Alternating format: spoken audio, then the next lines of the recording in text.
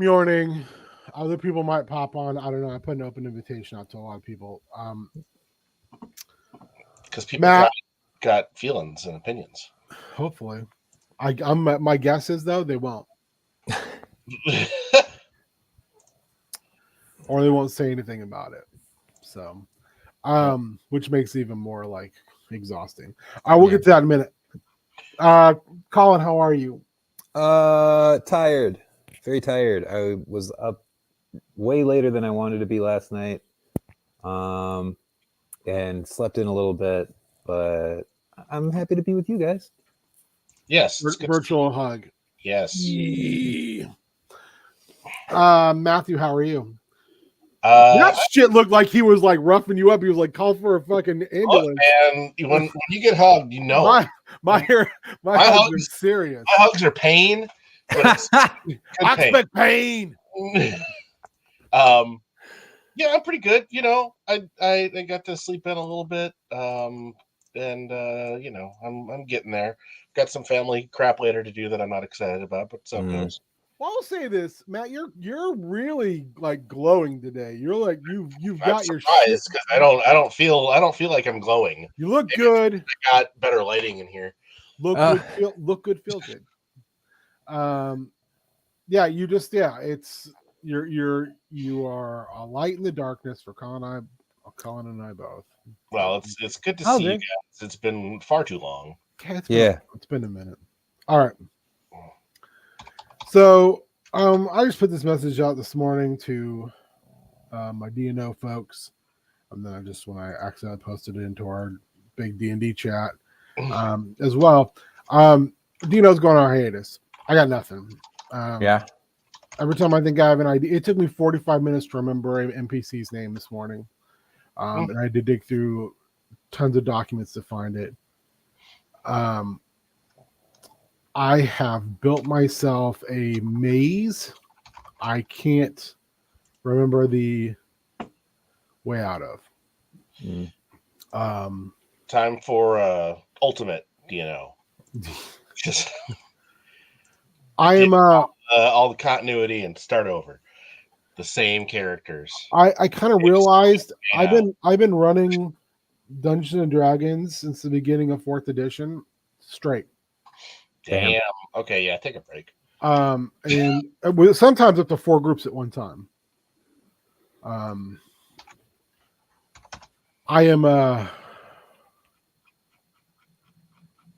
I'm burned out like on D&D, and so I've been running this stuff straight since 2008. Yeah, that's a long time. That's a long time. Let's see. And I mean, yeah, that's. I've had a lot of fun doing it, but lately sure prep gives me anxiety for D&D because I have to like figure out, especially DNO, because I feel like the continuity is one of the bonuses of it. Like players can point to stuff and go, "Oh, when that happened, this happened," and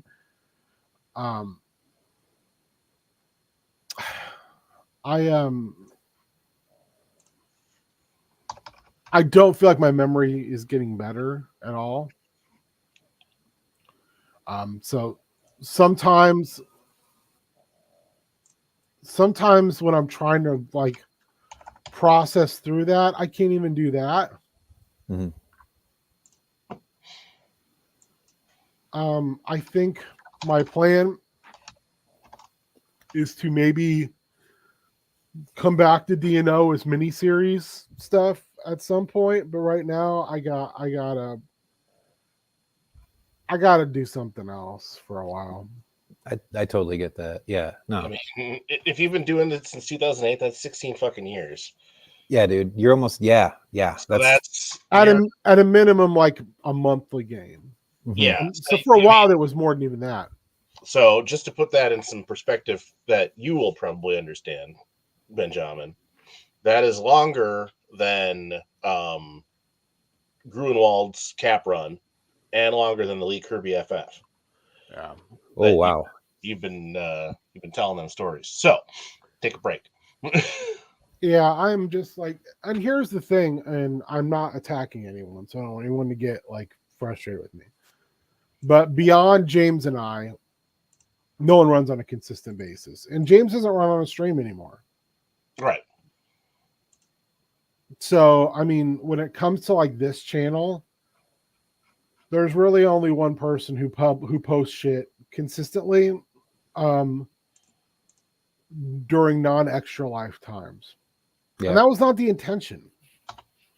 Like I was gonna do a couple things. And now like I buy the drugs. And I'm kind of like I like doing stuff on this channel a lot. Actually, I thoroughly enjoy the fact I get to do a bunch of different shit. Like,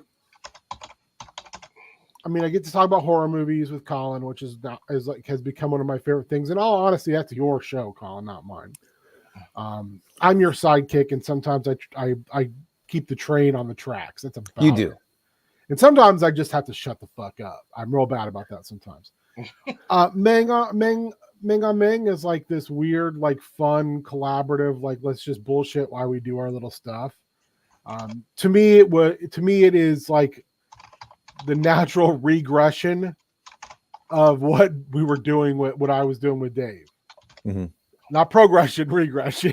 I mean, Dave has like Dave's shit is big. I mean, he's got big shit going on. He talks to a lot of big wigs and toys, and he has. I mean, that chat, Matt, you're on. He's got a shit ton of people who watch that stream. Yeah, absolutely. I mean, it's grown to what it is, and I mean, it's hard. I think sometimes it's hard for Dave to get anything done because he has to herd the cats on the stream. There's a little bit of that. Yeah, and you know, you've been kind of saying about your, you know, the channel here. You know, at some point you have to, you know, like here's this thing that you're doing, and justifiably or no, it feels like an obligation. Well, I will push back a little bit on that. Well, Dave's thing also though makes him money, and Dave's thing also is a professional endeavor. Not as much as it could if he puts extra. My thing is just like, and it's not an obligation. I never want it to feel like that. I like doing it, and if I don't want to do it, I just say I'm not doing it tonight. Sure. Like Bad at Games, I think we did for a while pretty consistently, and then I got to a point where we were doing all this other stuff, and I was like, well, I don't want to just like also give my Friday nights away. Yeah. Sure. Because I mean, again, let's look at a calendar. I do something on Monday almost every night now, every month, all month. So I mean, I'm not bitching about that though, because I choose to do that and I have fun doing it. Like like Chaos. The difference between like DNO and Chaos Scar is very simple. Chaos Scar has nothing for me to really remember. Very rarely. I have there's 6 or 7 NPCs who are consistent, but fucking the players aren't even consistent. And if I didn't want to run it, I wouldn't have run an entire session for 2 fucking people that ended up being buck fucking wild. That game's easy because the prep is so easy. DNO, like I open up a DNO prep sheet, and before I get to the part where I have to start writing, there's 7 fucking pages. Yeah. Yeah. Just like character information. Some of the players have been through 3 characters. Super Spike, hi. So here's the pitch. Putting DNO on hiatus. We're going to have a session tomorrow night just because I want to talk to the players and give them a chance to what do you think happens to your characters? It doesn't mean that's what happens. You want to give them the final, Animal House, Chiron. Well, here's the thing. I kind of can tie it into game terms. They ran out to get this stuff so they could prevent this time traveling fucking up everything. So I have a blink to use. I have a get out of jail free card. You do. It's well. See, yeah. Okay. So even better. You could. Yeah. You're born DNO. Yeah, I literally Bring have in Rob and Jim and to make little feet over. everywhere. Tiny feet, if feet at all. So my plan is to all your use male that. characters huge tits now.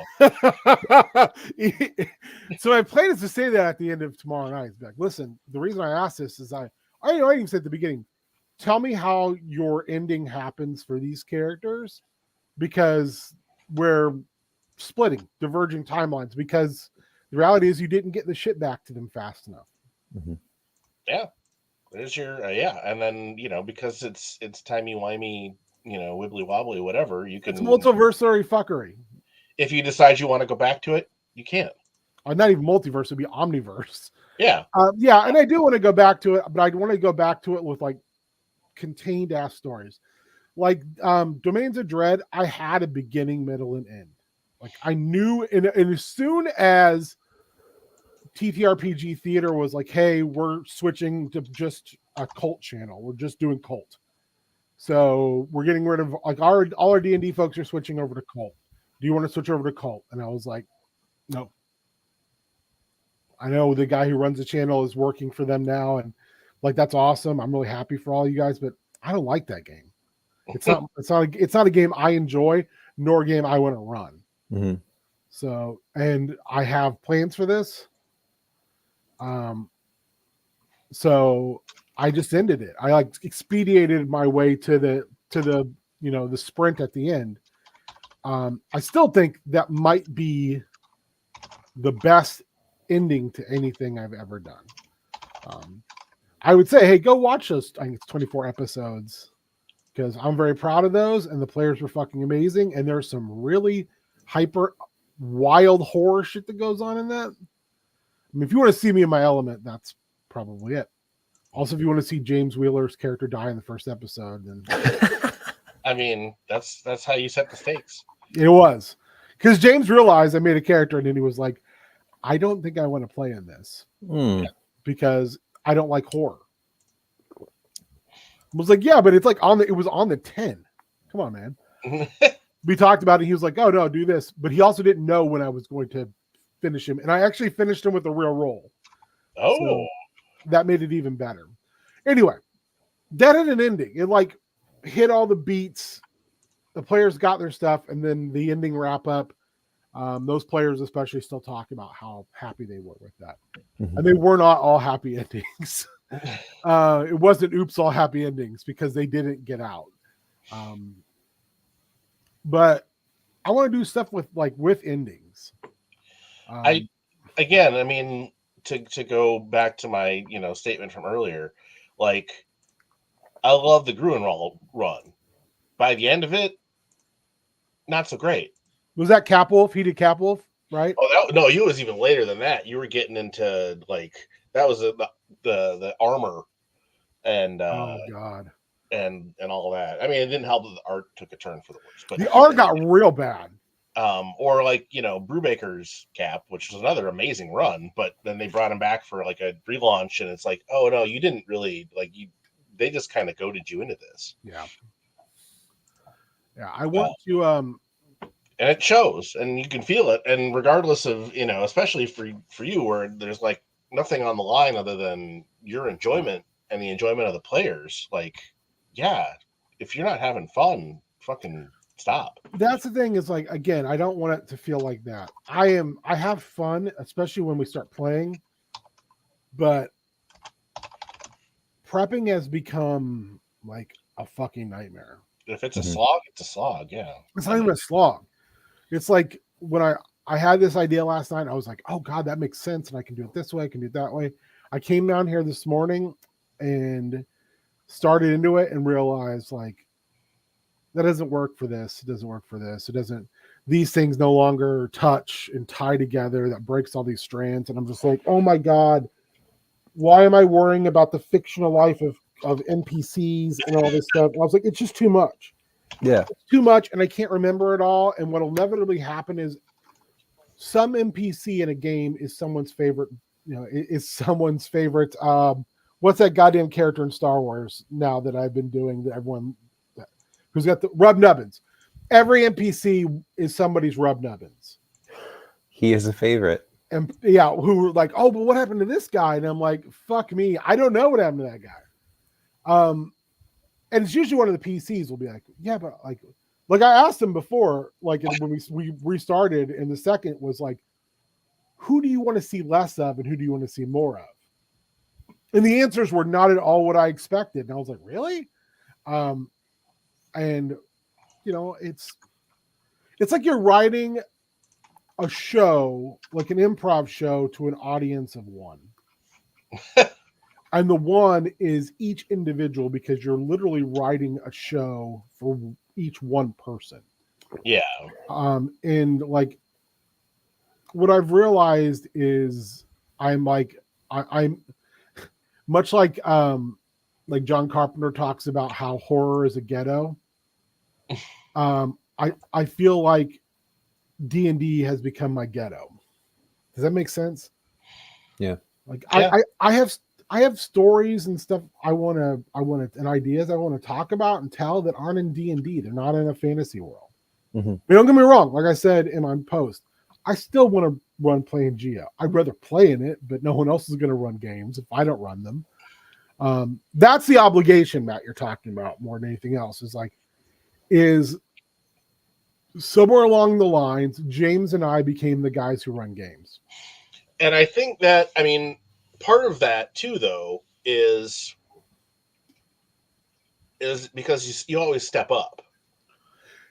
And I feel like if my stepping leg is feeling, what I'm saying is, even there are other people who might be able or willing or want to do it, but the need isn't there because somebody else is stepping in to. It's like, oh, well, I don't have to. No, they don't, but they don't want to. I think there are probably people who have to or who want to. I don't. I think if we honestly sit down with that entire crew of people and said, does anyone want to run a game? They would just go, no. Why would I want to run when I can play? Yeah, and I think that's probably true to a degree, but I also think there's people who might feel more inspired to do so if there wasn't, like, if you're somewhere and you don't have, there's no stories to read, you're going to write your own if you want a story. So, and this is not meant to be insulting to any of our friends or anybody I know. No one wants to do that. Because they're like, I can entertain right now. There's also no need for them to even consider it because they can entertain themselves other ways. Yeah. It's playing an RPG is like running an RPG in the fact it requires an investment. The difference is, like, once you're just playing, your investment starts and ends with when the session picks up. That's why I have so many problems when I ask my players to do shit outside of the game, and they're just like, oh God, you mean I got to think about this or I got to do this? Right. Like, I don't want to do that. And I'm like, God damn it. I'm asking for what your character did for the month between adventures. Mm-hmm. Like, don't make me fucking beg for you to think. I mean, and it makes me like that actually frustrates me when that shit happens. Hey Rick. I don't know, man. I'm just like, I wish more people in our group of friends would just go, I want to run a miniseries. So I need this block of time. I'd be like, fuck yeah. And again, I feel like if there's more room, people might be more interested in doing that. Again, you're probably right. There's a lot of people who just wouldn't and won't ever. But I would say the only person who Super Spike's been hearing stories. The only person who wants to who has been like very adamant is Mike. Big Mike's been like, I want to run Beyond the Wall. He just can't get players. And I think that's one of the hard things, I think, too, is like,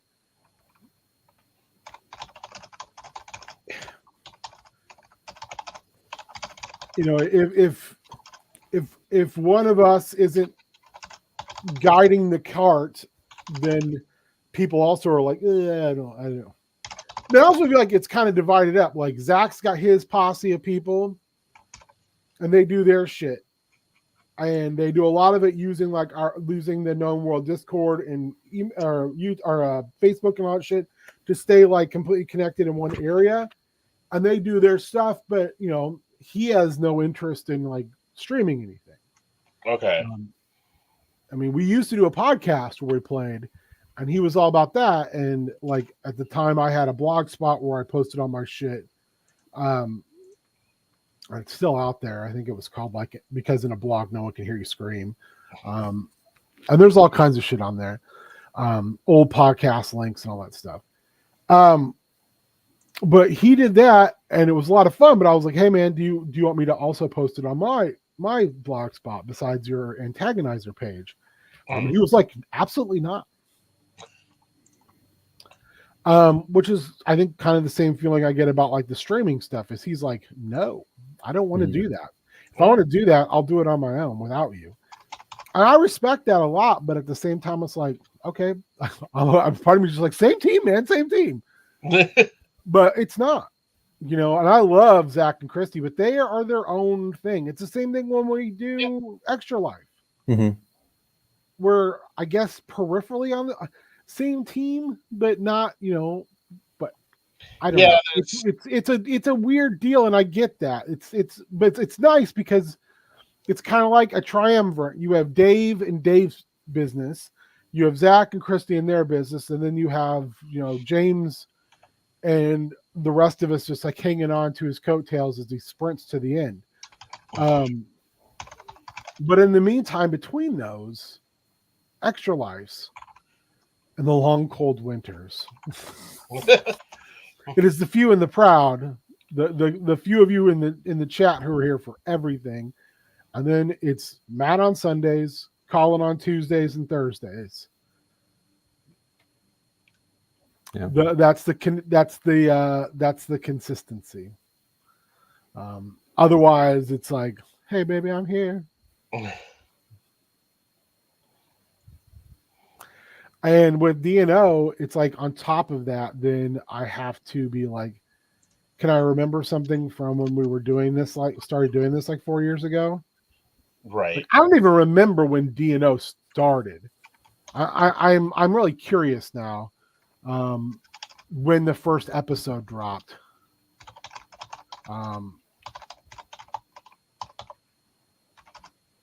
I'd like to think about like roughly how long we've been doing this. I mean, there's 47 episodes.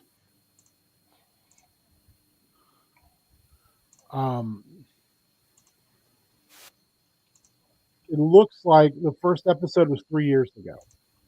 Oh.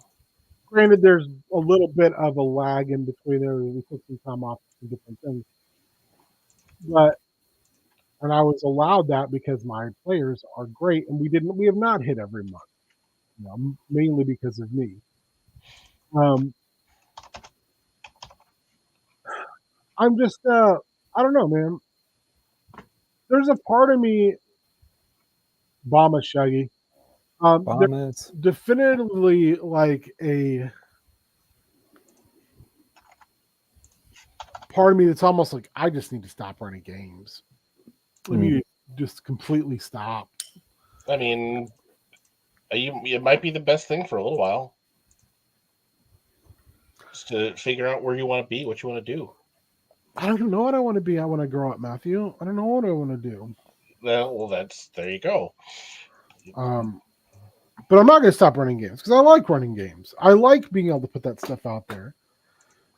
Then run new types of games or different games or fewer games. Well, I think, being able to run mini-series will be very helpful. Yeah, that seems like a good idea, just in terms of... But I'll use another example of, like, just our crew in general. Like, put that information out to everybody, to all of our friends, not just my DNO posse. And I was like, hey, if anyone wants to come on this morning and talk about it or whatever, I would love to have you to hear your perspectives. I believe James is on the East Coast still. Arna's way back. Yeah. Yeah. It's 10:26, so Cassandra won't be up for at least another hour and a half. The sun is too high for her Nosferatu ass to be awake. Everyone else is like, I mean, Nate's got farm work to do because he's a fucking farm boy now. But I'm sure everyone else had other stuff too, but like, I don't know, man.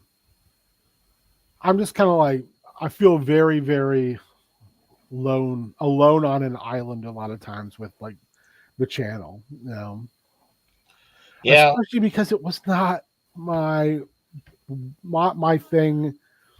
So I love you to death, James Wheeler, but you have this wonderful thing that you do, and by wonderful it means it makes me want to fucking strangle you sometimes. You should be like, hey, we should do this thing, and I'm like, I don't want to do that thing, and then he's like, and then it turns into we're going to do this thing, and I'm like, I don't want to do that thing, and he's like, but think of all the cool stuff we could do, and I'm like, so we're going to do this thing, and he's like, yeah, we're going to do this thing. I'm like, okay, fine, we'll do this thing. And then what happens is eventually, like, James shit gets hectic, and then he's no longer doing this thing. And then I'm like, I guess I'm doing this thing in the hopes that James comes back to this thing. Yeah. But in the meantime, because James doesn't go backwards, he doesn't. He's on to that next fucking thing. And not in a bad way. It's just, he is a forever looking forward person. And I am never that. So Yeah. you have to drag me kicking and screaming into the fucking next thing. Which is a good component of us being very yin and yang with each other. But I don't know, man. There's times where, like, even doing this morning, I feel like part of me now has been like this for the last couple of months. Like, why am I doing any of this? Like, what is the point? Beyond my own personal gratification. Well, that's, maybe all you need. But if that's not enough anymore, then yeah, take a break. It's not that it's not enough. That's the thing that frustrates me. It's like, it's just like I just end up being like questioning everything all the time. Mm. And there's times where I'm like looking around, I'm like, is any of this real? I mean, is any of it? Like, part of me is joking, part of me is not at all. Yeah. Like, there are seriously moments where I'm like looking around going, what? Things get so surreal and I'm just kind of lost in that. You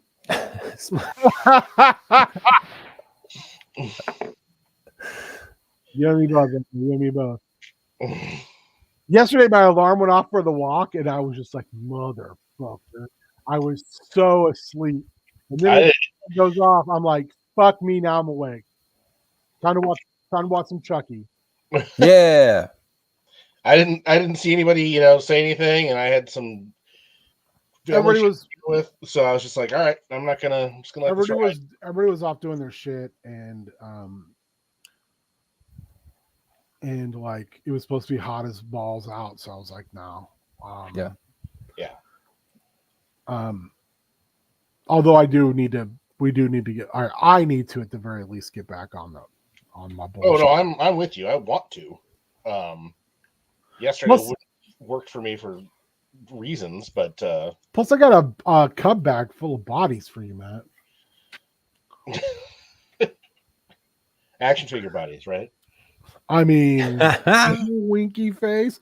I needed to move the Hawkman stained glass from the bathroom into here, because one thing I've realized is, like, I constantly have this weird halo effect behind my head. Like, when I sit like this, it's like, oh. The other thing, because you probably can't see it, but at least in here, I got all the windows covered, because that UV shit, that's going to make your figures yellow. Yep. I'm less concerned about that. All right. Well, I mean, it's your call. This room's pretty dark anyway. Although I did have, like, my Wind Raider up there, in the window, and the stickers fucking faded quick. Oh yeah. Yep. Yeah, I don't know, man. I'm just like, I'm in one of those spots right now. I don't think I'm like having a depressive episode. Like I Yeah. don't feel like my major depressive disorder is flaring or anything. I'm just like questioning a lot of stuff right now. Yeah. I go through those phases too. Mhm. Yeah. You know, and sometimes there's good stuff that comes out of them. You know, you look at you gets you thinking about stuff in a way that maybe you don't normally want to. And you know, it's a good, you know, you got to, you know, make sure you're evaluating it on its own merits, and because, you know, to quote Oh shit! Guy, depression is a fucking liar. Somebody fucking great. Yeah. But you know, there's you know, that's what you know, gets me every now and then to be like, okay, no, I do need to do something about this. Yeah. Because it's easy when I'm feeling all right to be like, no, I don't need to worry about that. I'm feeling all right. So, I'm all right. So I Sorry. know, like, oh shit, a new challenger has entered the arena. Hey! Raz, I like your Weird Al shirt. Thank you. mhm. Saw him at the state fair. God, I don't know how many years ago. Well, Poisoned opened for him, but it wasn't the full band Poison. It was like 2 members of It was- Poison. Nice. it was Cyanide, a loving tribute to Poison, Yeah. The Simpsons, and we need a ride home. Oh god damn it. Oh got- shit. I Another would say you got challenger. another one coming. Oh, damn. Hey! They're like, I heard you was talking shit. You sent me a Disney fucking YouTube thing this morning. Now someone has to pay. Okay, Duncan, I asked for a bagel and cream cheese. What the hell is that kind of cream cheese? That is which is like the lowest part of a schmear. Yeah. Yeah, that's a sure. I'll take a on that bagel. You want It's to like- toast? It's You want to like, toast it? I want to. Oh, it's like eating sadness. Like there's Oh no, Jesus, that is sad. yeah, it's that's so wow. sad. It's Wow. so sad. I mean, I I know like I've been it. sick, but like, damn.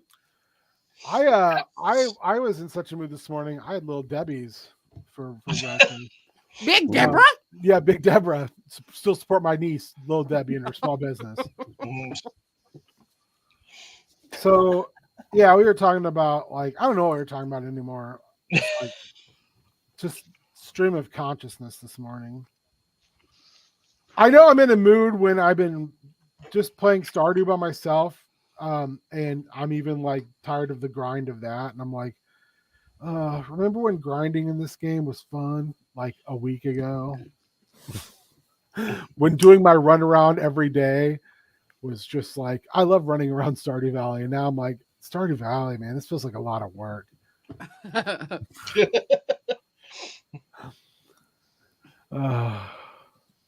Anyway, yeah, I was just talking about, like, I'm like in a weird malaise state, and I am DNO, I'm just like, I'm just tapped completely. I think D&D almost entirely I'm tapped completely. But saying like Chaos Guard is like so easy. It is like the most beer and pretzels ass D&D game possible. We get adventure, we go on adventure, we come home.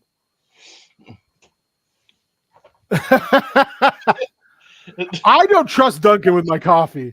Listen, I'm like, give me them donuts, son. fight me. Friday's my cheat day, and I had munchkins from Duncan. I'd never Ooh. had them before. Oh, Oh, you'll go What? through that box of them so fast Yeah, without I even did. thinking about it. I did. I was like, I looked down and they were gone. I was like, what the fuck just happened? I went into a fugue state. Yep. If they're dumb and they put like a ton of the jelly filled ones, Yeah, with, like, that's the what they crystal did. sugar, forget about it. Like Yeah. those are the first. Like if you know if I'm in the house, because those are the first things to go.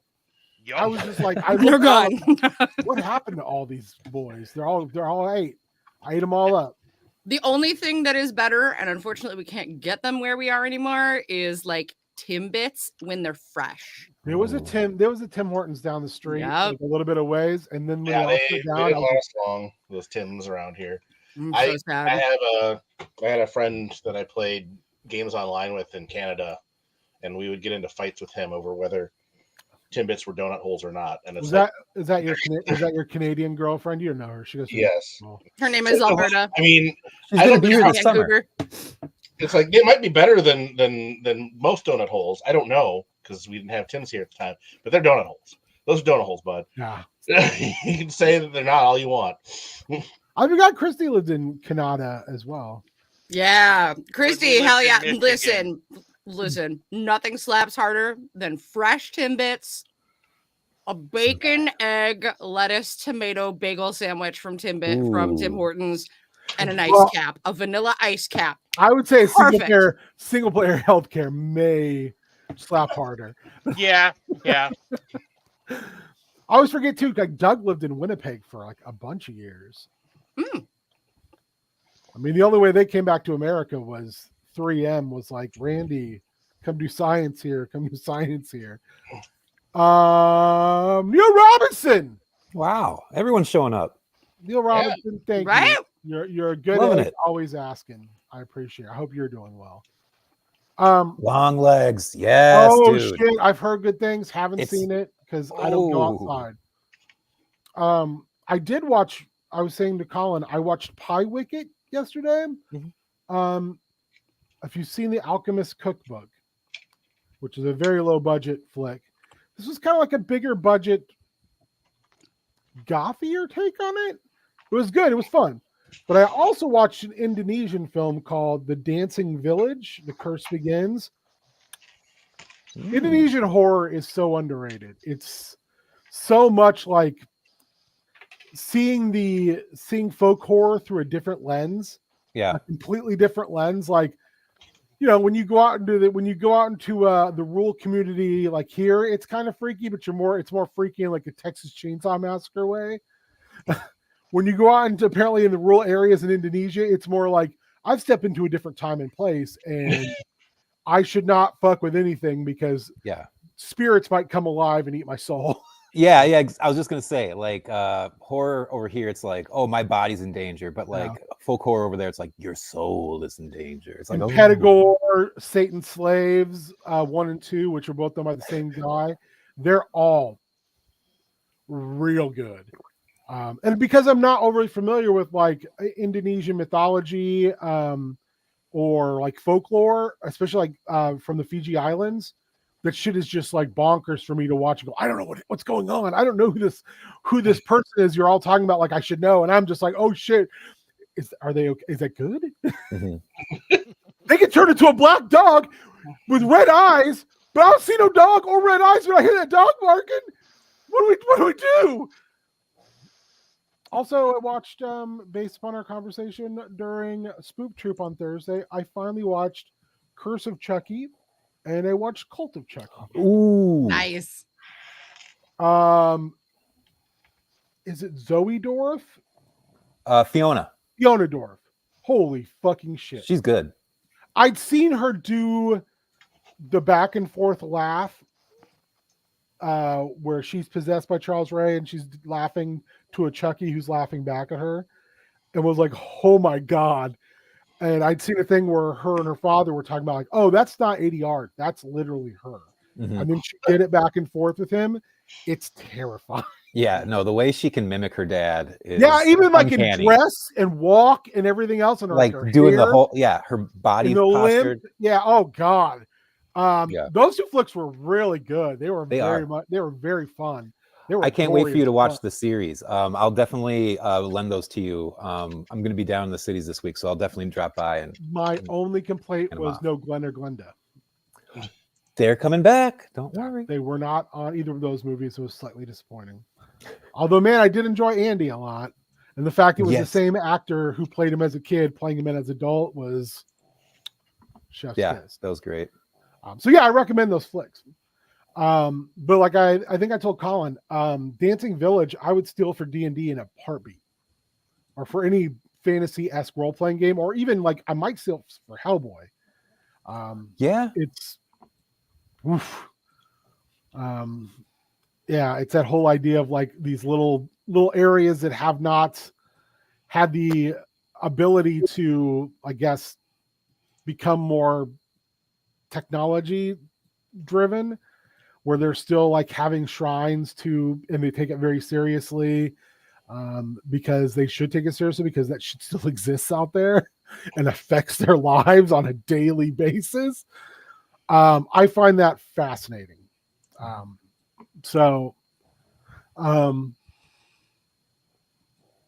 So I was saying earlier, since Draz and Shani are here, I do want to have a thing tomorrow night, and it's just going to be like, hey, tell me about your ending.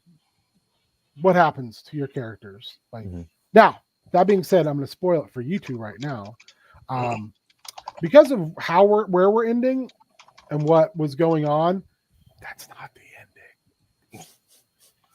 Yeah, I figure. You know what? This is called vacation. That's where Divergent Omniverses happen. But I do want to give people a chance to go, well, this is what I want as an ending. This is how I feel like where my things would go.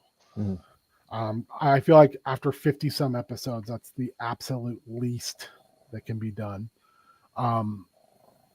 So Shannon, if you want to join, you're more than welcome, but I also know you're knee deep in like a billion things. We'll see. Let me see how many spoons I have left at the end of work tomorrow, because I'm in the middle of some serious business. It's very serious business, and it's been pretty draining. I'm not gonna lie. Oh. I can only It's imagine. okay. Like without like divulging too much. I work in child welfare, and it's a lot. Oh. So I've had to take some extra space lately. It's hard. It's hard to see the worst. It is hard. It's hard to see the worst of the world on a daily basis. Yeah. There's a lot of trauma rehashing happening. So I'm taking some extra space for myself, and it's okay. I'm fine. This is why therapy is a great thing, but it's a lot, and that's kind of why I've had to really step back lately, because I cannot pour from an empty chalice. Yeah. Yes. Yeah, Monstrum's Monstrum's great. It's really, really good. So I'm just like getting opinions from people. I put a poll up last week in our Discord. That's right, we got a Discord. If you didn't know, you better ask somebody about miniseries games, just based upon the title, like the idea, like the pitch title I had. I was surprised by what won. Really surprised, actually. So I put out Nakugrad 1981. Didn't say what system, whatever, just here's the title of what the game miniseries would be. The second one was If You're Me and I'm Me, Then Who the Hell Are They? The next one was Save the Last Bullet for Me. And then Where the Sun Don't Ever Shine. And If You're Me and I'm Me, Then Who the Hell Are They won. Oh. Which I was shocked by, because I was like, man, some of those other ones are way better. They were. I got swayed by seeing all the votes, though. I was just like, I don't want to make it a big tie. So, yeah. So Nakugrad 1981 will be a Hellboy game at some point, because Nakugrads are science. We're Soviet science cities. Oh, They would bring scientists and their families into these cities that they built, these like prefab cities, and they were like, get to work. And that way, if they weren't producing, they would just slow their food and their water and everything else. And that's going to tie into the fact that in 1978, a Russian particle physicist was hit in the head by a particle beam and still lived. Yeah, went right through his head. Total accident. That guy's still alive. He had an accelerated particle go right through his brain. And I'm positing, what if something else happened? Winky face. If you're, I'll get that one last. Save the last bullet for me is a We Deal in Lead game I want to run, which is Westerns by Way of the Dark Tower. Yep. Where the Sun Don't Ever Shine, Mothership. Mothership is a science fiction horror game. It's got a lot of the bones are from like the first Alien. Okay. And I need to say first Alien now because there's like what 15 fucking movies, I think. But I mean, like, there's only like 5 classes, and there's only one that's like a combat class. The rest are like administrators and like, you know, laborer, and the rules are like 20 pages. It's very streamed. Same thing with We Deal in Lead. It's also like you have 3 stats, and the rule book is like the full rule book, I think, is 70 pages long. It's very streamlined. So the zone I'm going to run regardless. We'll do it as a one shot because it's a one shot style game. It is you don't even have to have anything. One of us has to have the book. I'm going to share the book online with those who want to play. It's a digital tabletop that runs itself. That's free. The guy who made the game said, you know, I understand that things are weird and have been weird for a while, and you want to play with friends you can't be around, and they may not have the same RPG tools you have. So I'm just putting it all on our free website. Here you go. I'll never charge for this. I'm like, Ralph D'Amico, you're a monarch among peasants. Good for you. All right. If you're me and I'm me, then who the hell are they? This is a Marvel Multiverse game. I did. I'm not lying. I did bully you fuckers. Because it pisses me off when everyone's like in there and they look at it, and then I'm like, how hard is it just to vote on what sounds cool to you? And you're like, eh. And I'm like, then why did I waste my time putting that up there? That's part of the whole thing I'm talking about today. Why do I waste my time with anything? Because then I start to spiral and I start to think, what does any of this matter? What does it mean? Am I that guy? Am I bad? Is this bad? Like, why am I doing any of this? Like, what does any of this matter? Why do I clean the toilet? I don't know. Why does it matter? No one's shitting in it except for me. I don't care. Is there too much oregano in this? I don't fucking care. Oh, it does kind of taste a little bit. Not the toilet. The whatever dish I put oregano in. Yeah, so it caused me to get all fucking wiggy. And like I said, I think it's just maybe like an anxiety issue. I don't know anymore. We're not here to talk about that. But we are here to talk about like trying to get your mojo back, I guess, when it comes to that. And I'm thinking by doing more varied things, it'll be easier for me to not like lose my, get lost in the sauce, which is what variety is the spice of life, man. You can't eat the same meal every day and expect it to be as good. I mean, I know some people do, unless that's what they dig, but unless it's Timbits, apparently. Full circle. Like an Ouroboros eating its own tail. It's Timbits time, baby. I mean, that is, if I ran a cereal company, I would absolutely market Ouroboros. But that is an amazing. See, like shit like that is such a good like detail to drop in like a Hellboy game. They just be Cheerios. Yeah, but like Ouroboros. Think about it this way: Ouroboros is a cereal that's made by Zinco. There you go. Like a subsidiary of a subsidiary of Zinco.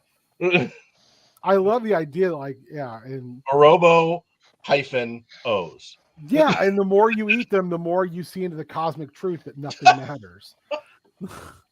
So you have like an entire test group of children just staring up into that bright and shining light behind me and going, yeah, it's what is it? Is it Silver Shamrock? Silver Shamrock. Yeah, from Halloween 3. Oh my god. 2 more days till Halloween. Yep. So for me, when I was running D&D during the pandemic, so I ran the same story with 2 different groups at the same time. Oh. So we played every other week.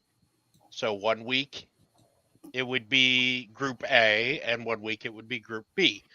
And it was very interesting for me doing that because 2 different groups, 2 different ways of handling things. Now, I often thought about it. That would be interesting to like do with 2 different groups, but they're all playing the same characters. I would get lost in that so quick. Well, they would like co-create the characters, and then like you see how they diverge and everything. yeah, and see like how it diverges. Then maybe at the end they meet. That's interesting. well, see, that'd be ultimately, interesting. this was a test run for me because I have this idea for a homebrew where 1 group are the lawful characters and 1 group are the chaotic characters, and they're both working towards the same thing, and eventually they're gonna smash. That's cool. Oh, but they may actually smash. Yeah, they may actually smash. Which sounds very like Michael Moorcock Eternal Champions type of business. Yeah. But Which I love. That's a great. Yeah, that's really See, cool. Now you've unlocked my Sega Genesis Eternal Champions. Heck yeah. Because my 4th edition games that I ran forever, like I said, I've been running since the beginning of fourth edition straight. So I've been running D&D for like I think Matt said like 16 years. kind of like it's a long time to be. So I was running for a while 4 groups a month in the same world. Jeez. So they would like occasionally run into the aftermath of another group's bullshit. But like 5th edition, I was like, I'm tapering this down. I'm doing this and that. And then we did Domains of Dread. And I was like, I really like this like character driven like stuff. And plus I'm getting to do horror, which I'm all about. And you know, and then, yeah, just kind of then D&O. And I'm just like, I feel like we've done good. It's just like, and I know the stories aren't done and I know that there's stuff still to tell, but I'm also just kind of, I think like maybe I have lost the cog currently for like continued long-term storytelling. If that makes any sense. Does that make any sense to anyone? Yeah, well, that's what I was actually getting to. Is sorry that no, nothing to apologize for. You don't want to ever derail thoughts. For me, it was, you know, I was running modules, which, you know, helped me for a little bit. But the point is, though, that we had our story, and then would we reach the conclusion of that chapter, we would take a break and go do something else for a little bit. It allowed me to, you know, put myself back into, okay, now I do the next story. So I can work out all the details, you know, the main hit points I want for the next story. And then after, you know, a couple of months, we came back for the next chapter. And that allowed players to, you know, well, you know, I don't know that I want to keep playing, so I'm going to step away. Okay, well, during that break, now we can bring a new character in, and, you know, much like a series of books, you know, some characters step out, some characters step in. You know, it's not a, well, then if you're done, you're done. Well, maybe you'll come back in chapter 3, you know, if you're burned out. You know, it gives me as a DM a chance to refresh my ideas instead of trying to shoehorn it in when I come up with a neat idea, trying to shoehorn it into what I'm currently running. And it gives the players a chance to go, well, you know what? I need a little break. I'm kind of burned out on this, but I like my character. I'll probably want to play it again someday down the road. So that's the way it works for me. I mean, again, your mileage may vary.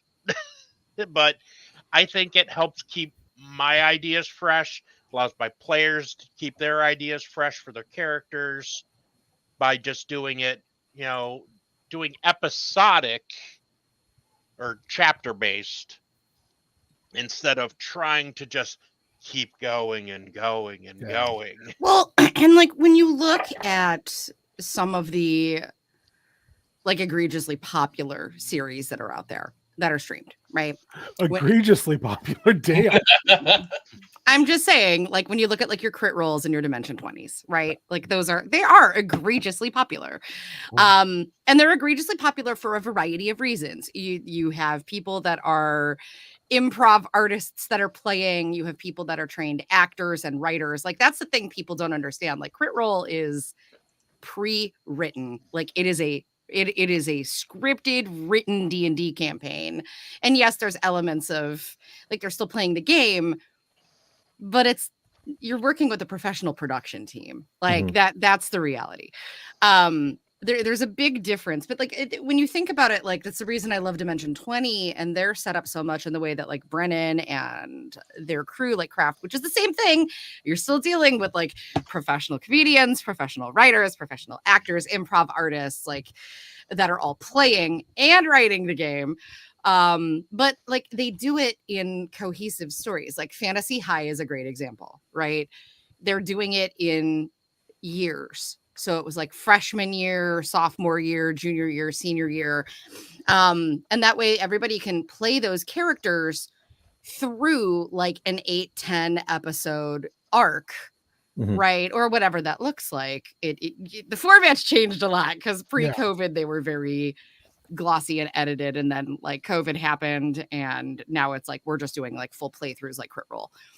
I kind of miss the shorter abridged format. Please drop out, bring it back for those of us who don't have 8 billion hours in our schedule.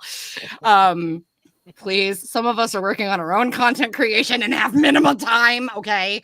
But like, there's something really cool about that because it lets people play through and there is a cohesive start and an end to every story. Like it is classic sequential storytelling. Like you open with a bang, you close with a bang, right? Like, and then you leave it. And then they step away from those characters for like a year. You know what I mean? Like they don't go back. And that's why I think there is so much staying power with games like Fantasy High, Unsleeping City, which is my personal favorite of theirs. Please bring it back. My God. I know that they've done like live events, but it's so good, but it gives everybody a breather, they're committed to playing this character through one season. And like they've had players who have even said like, hey, at the end of this one, like this isn't like Allie Beardsley is a good example because Allie is one of the players that's been through a lot of personal transition in the last few years. Allie is trans. And we've watched Allie go through this whole journey on Dropout for like 5, 6, 7 years now through their content of like starting tea and the voice change and like everything. And like Allie has adjusted their characters and like doing that also kind of gives people an opportunity to evaluate like where you're at in life because like a character that I would have created like 6, 7 years ago is not the same kind of character I would create now. Like they're very different and the way that I function and move through life is going to influence the kind of characters that I want to create, the kind of characters that I want to like 10 years ago. I'll fully admit, like I was one of those people that was like, yeah, I'm going to make a drow character. And now I'm like, for cultural reasons that some of my friends who are Black that play, I'm like, I'm not going to make that choice. And like their criticisms of me, like I would make different choices based on the person I am now versus where I was like 10 years ago or even like 2 years ago. And like doing those seasons gives us an opportunity to grow as people. It gives us an opportunity to take a breather. It's way less reach on the DM, which like as somebody who's run long-standing games, I did the same thing. Like Storm Song Saga had a start and an end. And when I started, I knew how I wanted it to end. But it wasn't so linear that like I forced myself to like railroad. I tried to let the characters determine how we They also Yeah, they also like, you know, Charity was baby to them, and I'm like, she's evil. What the fuck is wrong with you people? She's a terrible kid. And that's what like Domains of Dread was. I knew where the beginning was. I knew the end was going to be where it was going to be, and it was going to be this. And it was your strongest. It was your strongest storytelling yet that I've seen. Yeah, because it was like we were going through, and it was a story. It wasn't. Yeah. It wasn't just an ongoing improv. You know. And I would say like Chaos Scar fits that model better because the plan always is the adventure begins, the session begins when you leave the town. The session ends when you come back, and then it's in real time. So your characters have a month in between if you play every month. So what do they do during that time? Because you don't adventure every fucking day. If you did, you'd be dead. Also, there's not that you're in a guild. There's not that many jobs. So it's, you know, and when and because it's an open game, people come and go as they please. Although because we moved to Discord and off of Facebook, I've had less people because the rule generally was you can only play every other month because I had so many people. And it was that I won't take more than 5 people in a session and I won't run for less than 3. I've literally broken all those rules now because like 2 months ago, I ran for 2 people because it's all I had. And they'd been playing straight for a couple months. And I also ended on a cliffhanger rather than getting them back because they both rolled like piss. So I didn't really have a lot of choice because it's not scripted. Let me say, if I could, and this is only, please know that this is like just opinion. All right. I think everybody here knows that I have, and like, don't dox me. Don't say what it is. Don't say who it is. I have like my own streaming platform with some other stuff. I have a million ideas that I would love to utilize that incorporate, like, I want to do like all these different things. But the thing is, you need a substantial audience to do some of that. And like the reality is when you're doing any kind of streaming content or content creation, like this medium is something I pay very close attention to because it fascinates me and I love it. And I consume as well as create in this medium and space. Audience growth is challenging. And I think that when you want to do those things and it's reliant on your audience to feed into that, that can be extra challenging. Because if you're not set up in a way that encourages audience growth and you're not actively, Matt's nodding, like, I hate to say this, I'm fully in content brain right now. And I fully acknowledge that because I'm doing like all my own editing and I'm doing all this other shit. But like, it regardless, like when it boils down to it, if you want to do those participation things, you need the people to do so. And you can't have the people without like building growth. That is the reality. So it's like, are there different ways to approach it if like building growth is like, is that something that is cared about to be a focal point here? Is it not? Is it just one of those things where you're like, yo, I just want to play games with my friends and I just want to like stream those games? And that's okay if that's the case. But like, you kind of have to like figure out like, do I want to be one of those like audience heavy, let people determine where I want to go? Like, there's 2 different pathways. And the thing is that you have to remember those pathways, they're going to change. The technology changes month to month. The way that people interact with streams changes month to month. Algorithms change. You can have a banger month one month, and then the next month it's like you get 0 fucking followers and it sucks. It's like, there is a level of that. So it's kind of like, I think it's great to sit there and go, well, I want to do this, but I don't have the people. Yes. And let's examine like, what direction do you actually want to go with this? Because you could talk about that all day. If you don't know kind of where you want to go with it, that's going to be a challenge. I had these conversations with, this will be my last thing, and then I'm going to have to dip. But I had those conversations with Danny with her music stuff. It's like, because she's got she's got an amazing talent and a passion to do it. And when she started doing it, the success condition was, well, we're going to have a band and I'll be able to do it as like a job. And for a lot of reasons, that's not what it is anymore.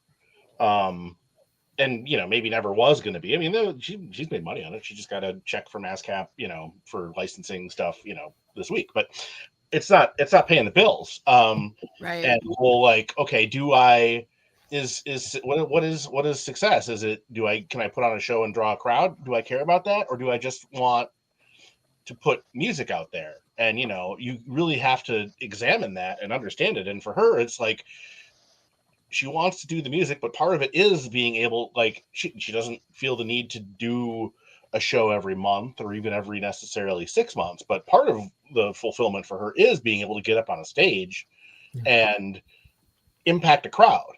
And again, not everybody needs that. They're just fine. I'll just put my stuff on YouTube or SoundCloud or whatever. And as long as people are listening to it, that's all I need.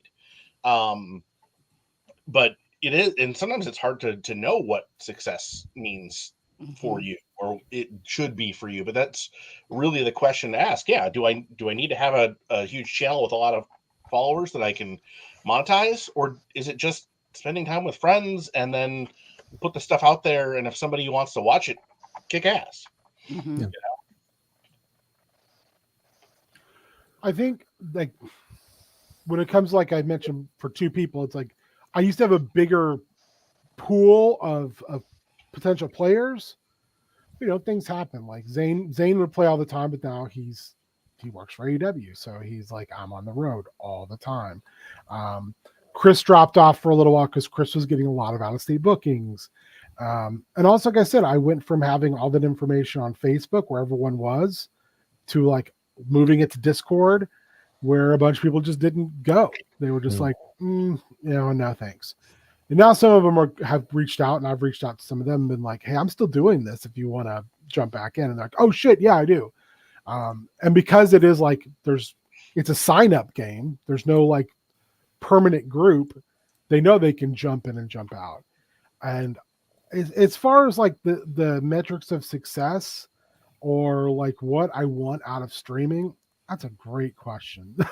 and I don't really know. I mean, what I really want, like the end goal, is that we're successful with Extra Life every year.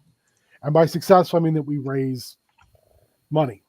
Like, am I that guy who's got a number every year? I am not. Now we know that there's people that are. There are people that are always going to be like, well, we didn't reach our thing, who get real mad at me because every year I set my goals the exact same. I set my goals the exact same, so every year I know I'm not going to walk away feeling like shit that I didn't raise up. And do I eclipse that number every year? Yeah, I do. And that's fine as well.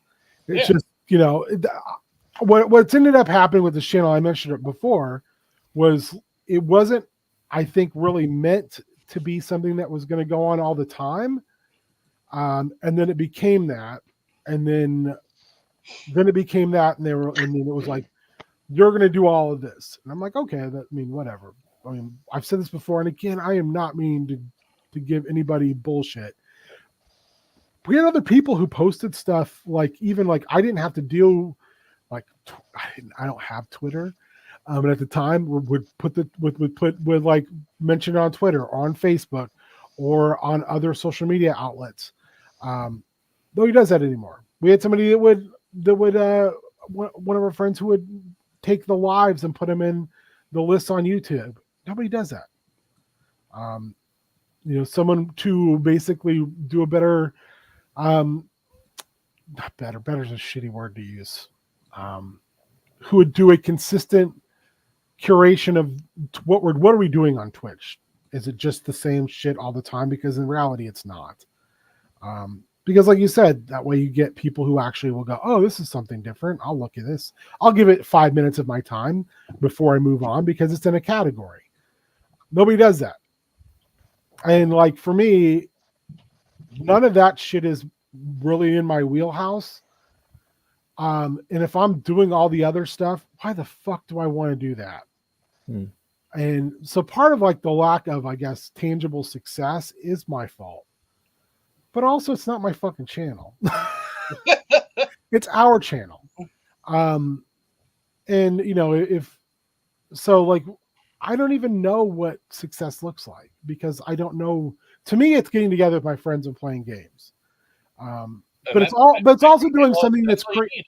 it's also doing something that's creatively fulfilling, by doing games or by talking about horror with Colin or by doing little action figure boys together while Colin does Legos together, talking about our games or even talking about just creative process on prep school, watching Paul Naschy movies together.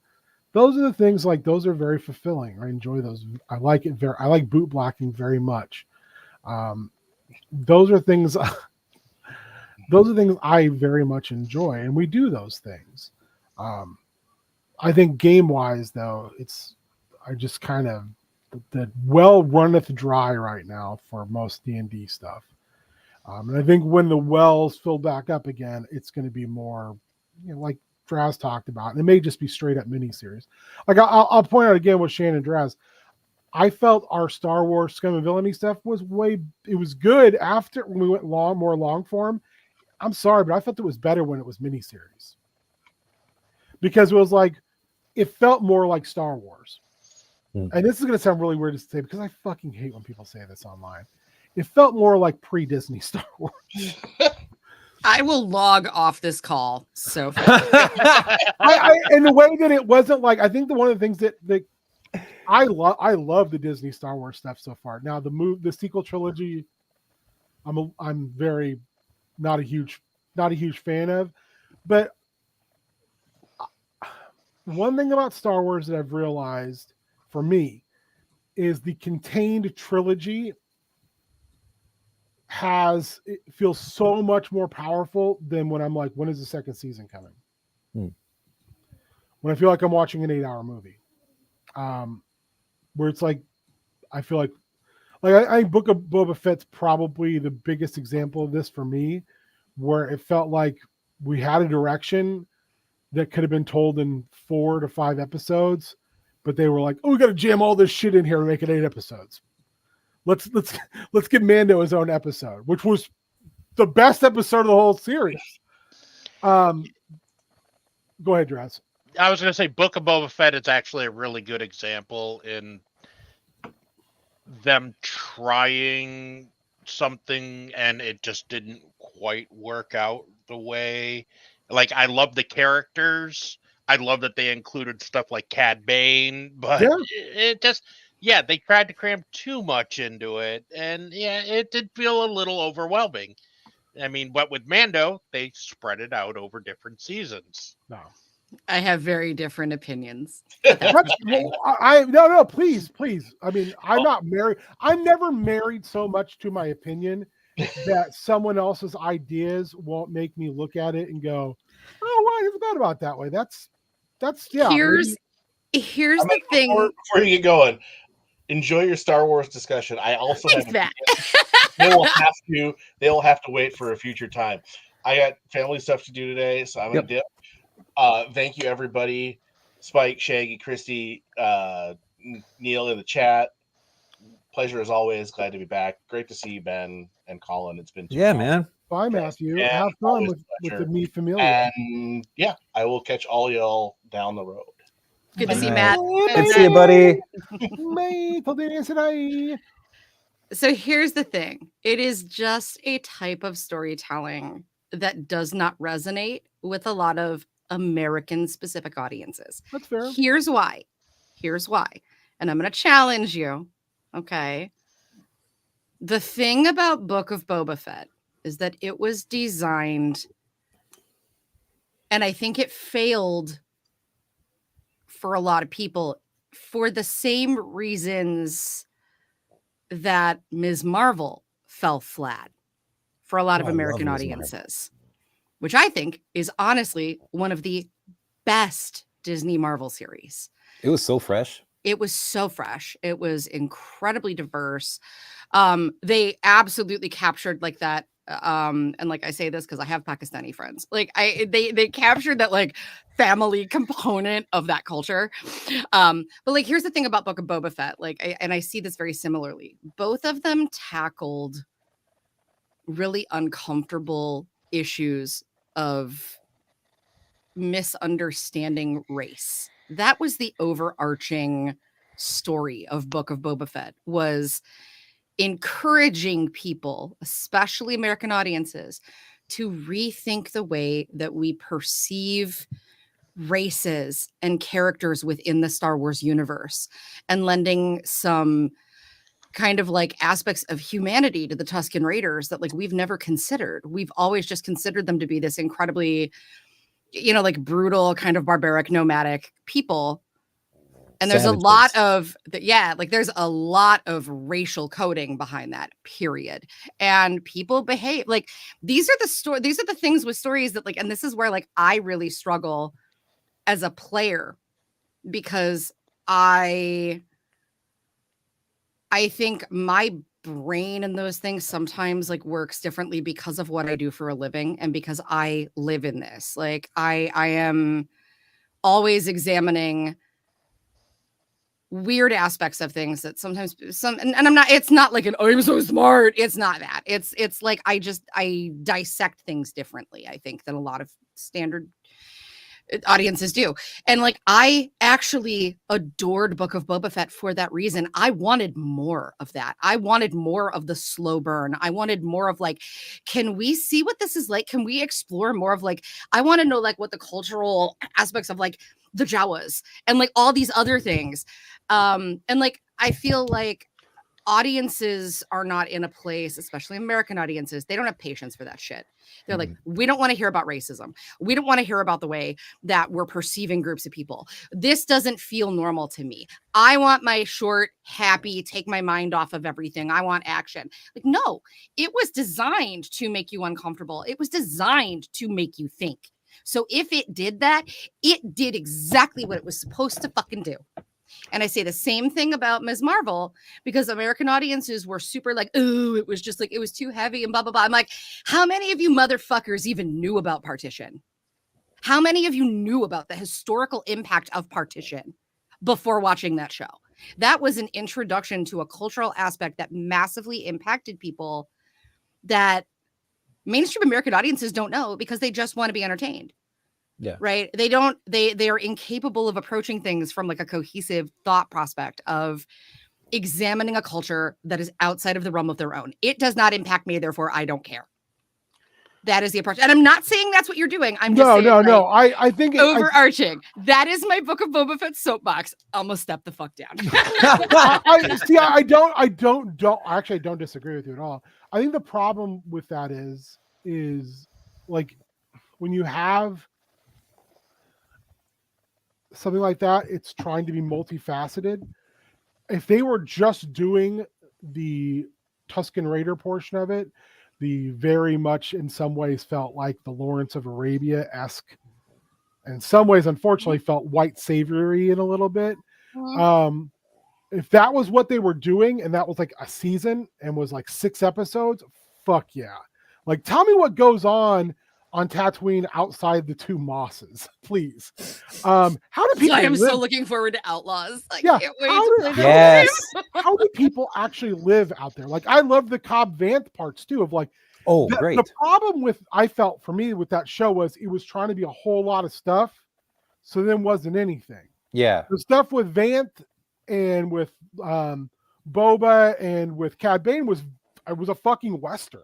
The stuff with the Tuskens, like I said, was very kind of Lawrence of Arabia. The stuff in Mos Espa was a fucking mob movie.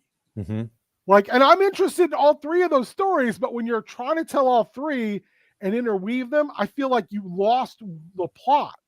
Like I was super interested in like, how do you deal with the Hutts and the Pikes if you're like, hey, this is mine now, and they're massive criminal conglomerates. Like, aren't you worried they're just going to show up in mass? How do you deal with, the locals, like the Athorian, I think he was a governor, but he was like the head magistrate or whatever. And I love the fact that, that race in Star Wars lore is very peaceful and all this. And that guy was a manipulative shit. I love the fact it was like not a trope at all. He was a fucking politician. I really loved the street gang portion of it, like, with the modders. I adored the fact that one of the best parts of the whole show was the Tuskens attacking the train. That was great. Like the whole planning of it, the whole idea of it, like, oh, we're going to show these people you can't come here anymore. Like, you don't own this. There is now a group of people who this belongs to and it's always belonged to. And if you come through, there's going to be consequences for it. It's a Native American story. It's literally a Native American story. And American audiences hate Native American stories because all we did was commit genocide. And it's the same. And again, like with Lawrence of Arabia, like, God damn it, Shannon. But that's like with Lawrence of Arabia and a lot of things in the colonization of like Africa or any indigenous people. Those stories, they're all the same because people fucking committed genocide. Yeah. And mainly white people almost exclusively committed fucking genocide. So those stories are very similar. Committed. What's this past tense? It's still happening, baby. Yeah. Shit's still happening every single goddamn day. It happens in other places besides Palestine right now too. It's just through proxies, and we don't talk about it. I want to know why no one's talking about the Congo. Yeah, I'm just saying. Because we have no attention span, like you said. Anyway, America. I think for me, that's why that didn't hit for me, was because it had no like actual like through line. It was like trying to do so much, and then you had that Mando episode in the middle, which was the best directed episode and visually stunning and showed us new shit, a new world, a new issues, all of that, and was very good. But why is it there? Yeah, it felt like so like, I don't know. It was a show that was very entertaining and very scattershot for me. And this is again my personal opinion, and I'm not ever going to tell somebody their opinion's wrong, because it's opinion. They're like assholes. Everybody's got one. Some are bigger than others. But I wanted a more, for me again. I think this is Star Wars has had this issue for a while now, in a lot of different ways.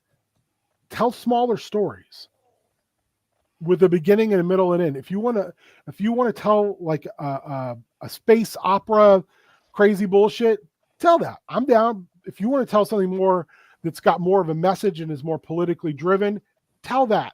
But tell it in a smaller format. I mean, look at how good Tales from the Jedi are. Mm-hmm. How do you distill that message down though? Like, because here's the thing. I disagree. I totally disagree with you. I love you. We could debate this all day long. No, I think that's good. But we don't have to agree. That's the key. We don't have to agree. That's the beauty of it, because both of our opinions are valid, and we can take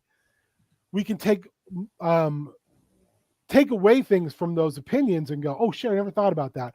Like when you're talking about the messages in those in both Ms. Marvel and in Book of Boba Fett, like I'm aware of those, but I'll be honest, they're not the first thing I think of when I think of those because series. It doesn't impact you. It's not something that you sit in and you think of every single day. And that's why I don't want to distill these stories. Yeah. Because like the discomfort and realizing things that don't impact you directly every day. Like same goes for me. Same goes for anybody. Like this is one of the, and I know you and I, like bringing it back to D&D, like you and I have had some really great conversations like offline about things. And like there are really problematic things that come up. Like I am very, I guess maybe like over analytical at this point about, I shouldn't say over analytical. I'm very cautious about what I play, who I play with, and what the messaging is, because like I don't want to just participate in, please know like this is coming from, you're not going to hurt my feelings. I know. No. It's not that. I want to be respectful and mindful of the way I'm saying it. And I'm also like, I do appreciate it. Yeah, no. It's all good. I want to be as somebody who enjoys playing and running games. I want to cultivate different stories. I want to be a part of games where the players are diverse, where we are going to have those uncomfortable conversations, where we are mindful of that, where we are considering that, where we are considering the ramifications of our actions and how that's going to impact an audience. To me, that is what's important. But I'm also not one of those people that's like, I just want to play games with my friends. I totally recognize that's like a very different perspective. I want my players to make good choices. We have Richard can back me up on this. Like every single one of my games, there's a code of ethics that every single person has to, we agree from the pre-session. This is the code of ethics, period. If anybody says something that is sexist, homophobic, racist, harmful, even if it's unintentional, like any one of my players has the ability to stop the game. Like they can call an audible and throw a card and say, hey, that sucked. That breached our agreement of what is okay here. I do not feel okay. And then address that issue. We take it off stream, or we take it off game, or we do whatever, or we address it as a group if we have to. I love the concept of like just playing for the sake of playing and like just having fun and like keeping it short and quick and episodic. But like, I really think it just distills down to like, what do you want to do as a DM? What kind of impact do you want to have? And like, is the goal, like, if you just want to like have fun and not exist in this obnoxious, like, I never shut up because my brain never stops thinking, because like, I literally am a DEI professional for a living. That's what I do. And I don't have the luxury of taking that hat off. Like I'm in it 24/7. That is the reality. Like, I can't not think about these things. And I think because of that, it makes participating in games where people are just like, woo, I'm having fun. Like I struggle with that. Yeah. Because some of the behaviors that are allowed, some of the things that come up, like it makes me uncomfortable. And I don't want to sit in that. And I have a choice not to. And therefore, you know what I mean? But I fully recognize like for some people, like that is the safe space. That is the safe space. And that is the norm of like just dudes playing video games. And like, that's just not, or playing tabletop games. And like, that's just not like where I'm at personally. And I think like, that's the thing to think about as a DM is like, what do you want? Like if your only goal is to just like hang out, play games, not get super thinky about these things, not address those things, like that's totally fine. Like that is a choice. But then you got to think about like, is the internet where I want that to live? Because like people will come for you eventually, man. Like it happens. Or like, you know, do you want to be mindful about like, what are your goals? Like, do you want to grow? Do you want to have more diverse player bases? Is growth important? Is growth not important? And like, I feel like you can't move forward without addressing those things, but that's me. And I also recognize like, autism brain like works very differently for me than it sometimes does for others. Does that resonate or challenge or like, and I really hope that landed okay. It did. Okay. It's like, it's such a good point because I'm really like in a lot of ways torn on the idea of, I like to have a game that is telling a story.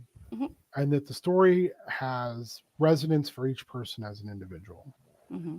I try not to put, like, I try when we play games to like have a beginning, a middle, and an end to every like arc, I guess.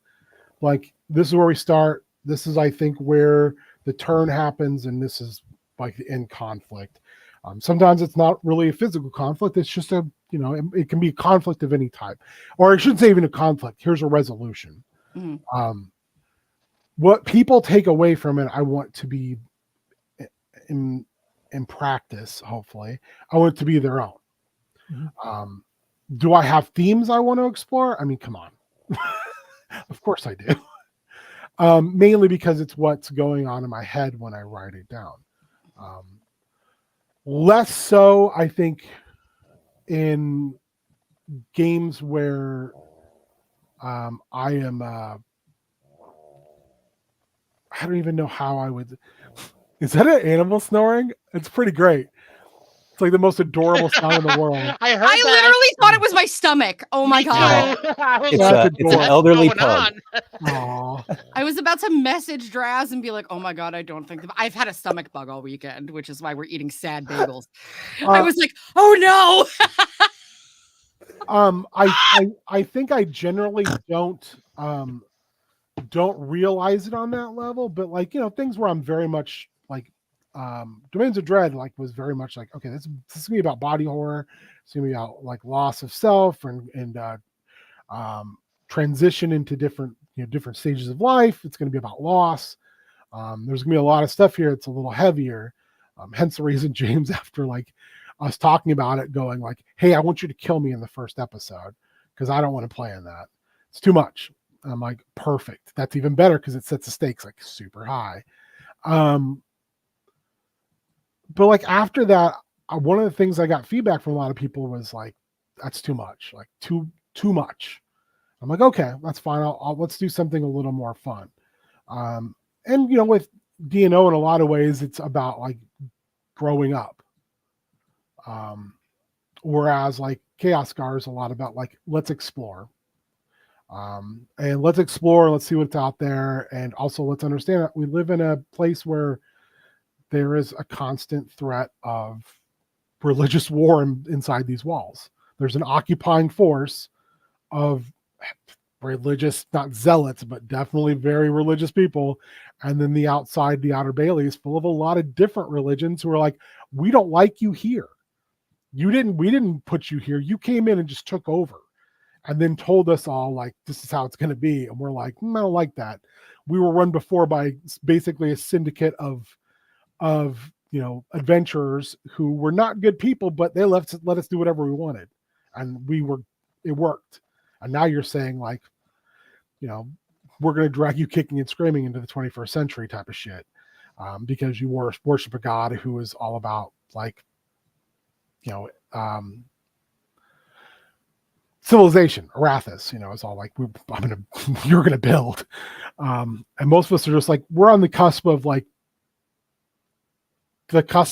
known space of like where basically geography and civilization ends. So we're not real excited to go expand. So that's what like there's underlying parts of that, but some of it is just like meet your neighbors. Oh, hey, there's some kobolds who live there. That's cool. So let's be their friends. And this is one thing I love about that particular game is by and large, the players never pick fights. they go out and they meet like Dib, that impenetrable fortress of Dib, and the goblins who live there, and Dib himself, and they were like, we don't want to fight you. Like, this is what you guys are doing is kind of using an overturned wagon and then digging tunnels out from underneath it to live and charging a toll for protection. All right. I mean, this road needs protection. So yeah, we're down. Here's some money. We'll try to make some inroads with the people in town. I like that there's non-conflict and there's like understanding, and it's a very talk first, talk second, talk third. Maybe we'll punch, which is a weird thing for a high adventure game. And those themes are like there, and I always hope, because they're far more interesting and they're, to me, more fun than just like I stab the kobold with my dagger, and instead going, hey, you guys could have a co-op with these people and be a big farming co-op. And the kobolds being like, oh, okay, shit, yeah, we don't have to work for anybody but ourselves. Hell yeah. But I don't know. Do I want those to be more overt themes? I mean, if I was running a different game that is more built for that, and I had players who were like, that's what we want, I mean, some of it too is like, we're just looking at that Marvel game that won the poll. The idea is that all the players play the same character, just from different multiverses. So they're all Peter Parker. But what is your Peter Parker? What is the event that made you different? What is the event that made you all the same? And now that you're in the 616, what does that mean for the Peter Parker there? Who is Peter Parker? Is it all of you? Or is it just one of you? Like, what is it? So like, what if this Peter Parker is not a guy? What if this Peter Parker is a fucking alien? What if it's Petra Parker and her Uncle Ben and Aunt May lived in the Soviet Union? You grew up, on a collective farm. What does that mean? So I think you can try to do the more conscious, tell serious stories portion of it. But man, I think you have to have the right people, because I agree. Mm-hmm. And I think that, I agree. I absolutely adore the idea of having a very set in stone ethics. I would say I don't always feel the need to do that, because I pretty much trust everybody who's playing, but I'm afraid that because of things that have happened and what people have asked, I might have to go to that. I honestly think any game should have it regardless, because assuming positive intention is naive. Number one, it's naive too. And like, this is truly, sorry, I'm going to put on my work hat for a minute. Assuming positive intention is a behavior that is very much rooted in whiteness, and it is centering whiteness.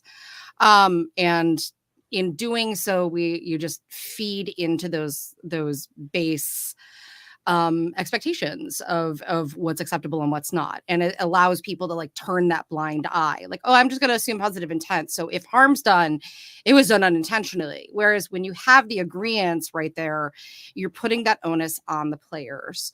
And it doesn't need to be like Richard, did you think it was like when we introduced it in Storm Song, because we did have an incredibly diverse group of people playing Storm Song with different faiths, different beliefs, some different ideations, etc. Did it feel contentious at all or worrisome to like have those agreed upon rules like from the get-go? No, but also, you mean it again, going with what Ben said though, it was the players you chose. That's true. I have a tendency to choose my friends and my friend circle and a lot of my viewers, as it were, the audience that I continue to build. Like, it is a really diverse group of people. Like, we are, and that's not like by intention. It's just, that's how I live my life. Yeah. The company I keep now, we were just talking about this. Like, the company I keep now is very different than the company I kept 10 years ago. The nature of how I move through things is just very different now. And that's okay. It's not for anybody, but I think that there should be like a code of ethics for any game. I really do, regardless. Like, if people are going to be putting it out there in any facet, like, especially if you're going to be streaming, I think a code of ethics is a good idea, because it also, if nothing else, like if you just think of it from like a business perspective, like it protects you.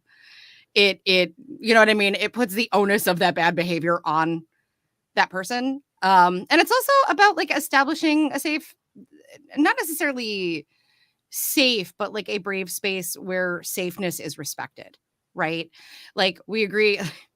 I'm going to call back to a Domains of Dread thing where there was a lot of child unaliving that happened. And I was really unhappy about that. It like, there's a line that has to be drawn, I think, sometimes. Like, if it's just a bunch of people that like, but that's the thing. If you're like running a game with just a bunch of the bros and you're hanging out in the basement and it's not streamed and like nobody, like, whatever, fine, do what you're going to do. But like, that was icky, and it felt icky to me. And I had to process like why it felt so ick and why it felt gross and why it made me so uncomfortable, and be very honest about it. And like, not having that code of conduct allowed that player to take consistent actions that made not just me, but other players also very uncomfortable. And like, it could have just alleviated that and just been like, dude, like, that player could have been more creative about the way that they went about things. Like, if you want to be a manipulative asshole, there's ways to be a manipulative asshole that don't involve literally like the brutal, senseless for no reason slaughter of children of a massively underrepresented and misunderstood racial community to begin with. Like that made it feel even ickier to me. Like it was just, you know what I mean? So it's like, I don't know. I'm a big fan of a code of ethics. I think it takes all the guesswork out. It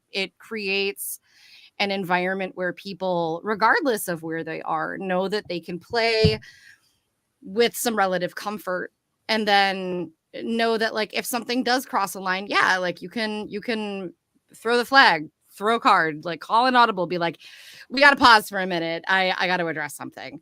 And like that's okay. That's established, as opposed to like it be expected, because there is no expectation and no clear rules and no clear communication from the get-go. It's, oh, we just assume people are going to do the best. No, when you assume people are going to do the best, you open it up so that people that are a part of like an underrepresented culture, when they're surrounded by people from that dominant culture, you're opening up that person who is part of like the underrepresented cultures to be shit on the most. That's the reality of it. So it's like, how do you create like a comfortable environment for all your players, as opposed to just assuming, because assuming is dangerous. Yeah. Assuming is really dangerous. It just is. Well, you also, real quick, you also then you will get players that will push the envelope to see how far they can go. Mm-hmm. Yeah, Not my groups, but yeah, I'm sure it'll happen. I think that's something I will be adding. I do agree with you. I think that's a really good example. I think the only thing I will say, in not even in defense, maybe, but more like an explanation. We use a lot of like fade to black on that, so it wasn't like gory. But at the same time, that character, and I don't think much of that person, let alone their character. That was that character's like kind of journey point, and they were always that character was always kind of a bad person who ended up being a villain, and was always headed down that road. So always like, especially Is with that a good cohesive thing for like a good story though? But for a horror game, I don't think it's as egregious. I mean, there's entire board games that are built on that same concept. Betrayal at House in the Hell, someone becomes the betrayer. Most horror stories, someone loses their shit. In this particular case, it was that character, and it didn't end well for them. And that character was shitty before that incident. So it was kind of like, I don't know.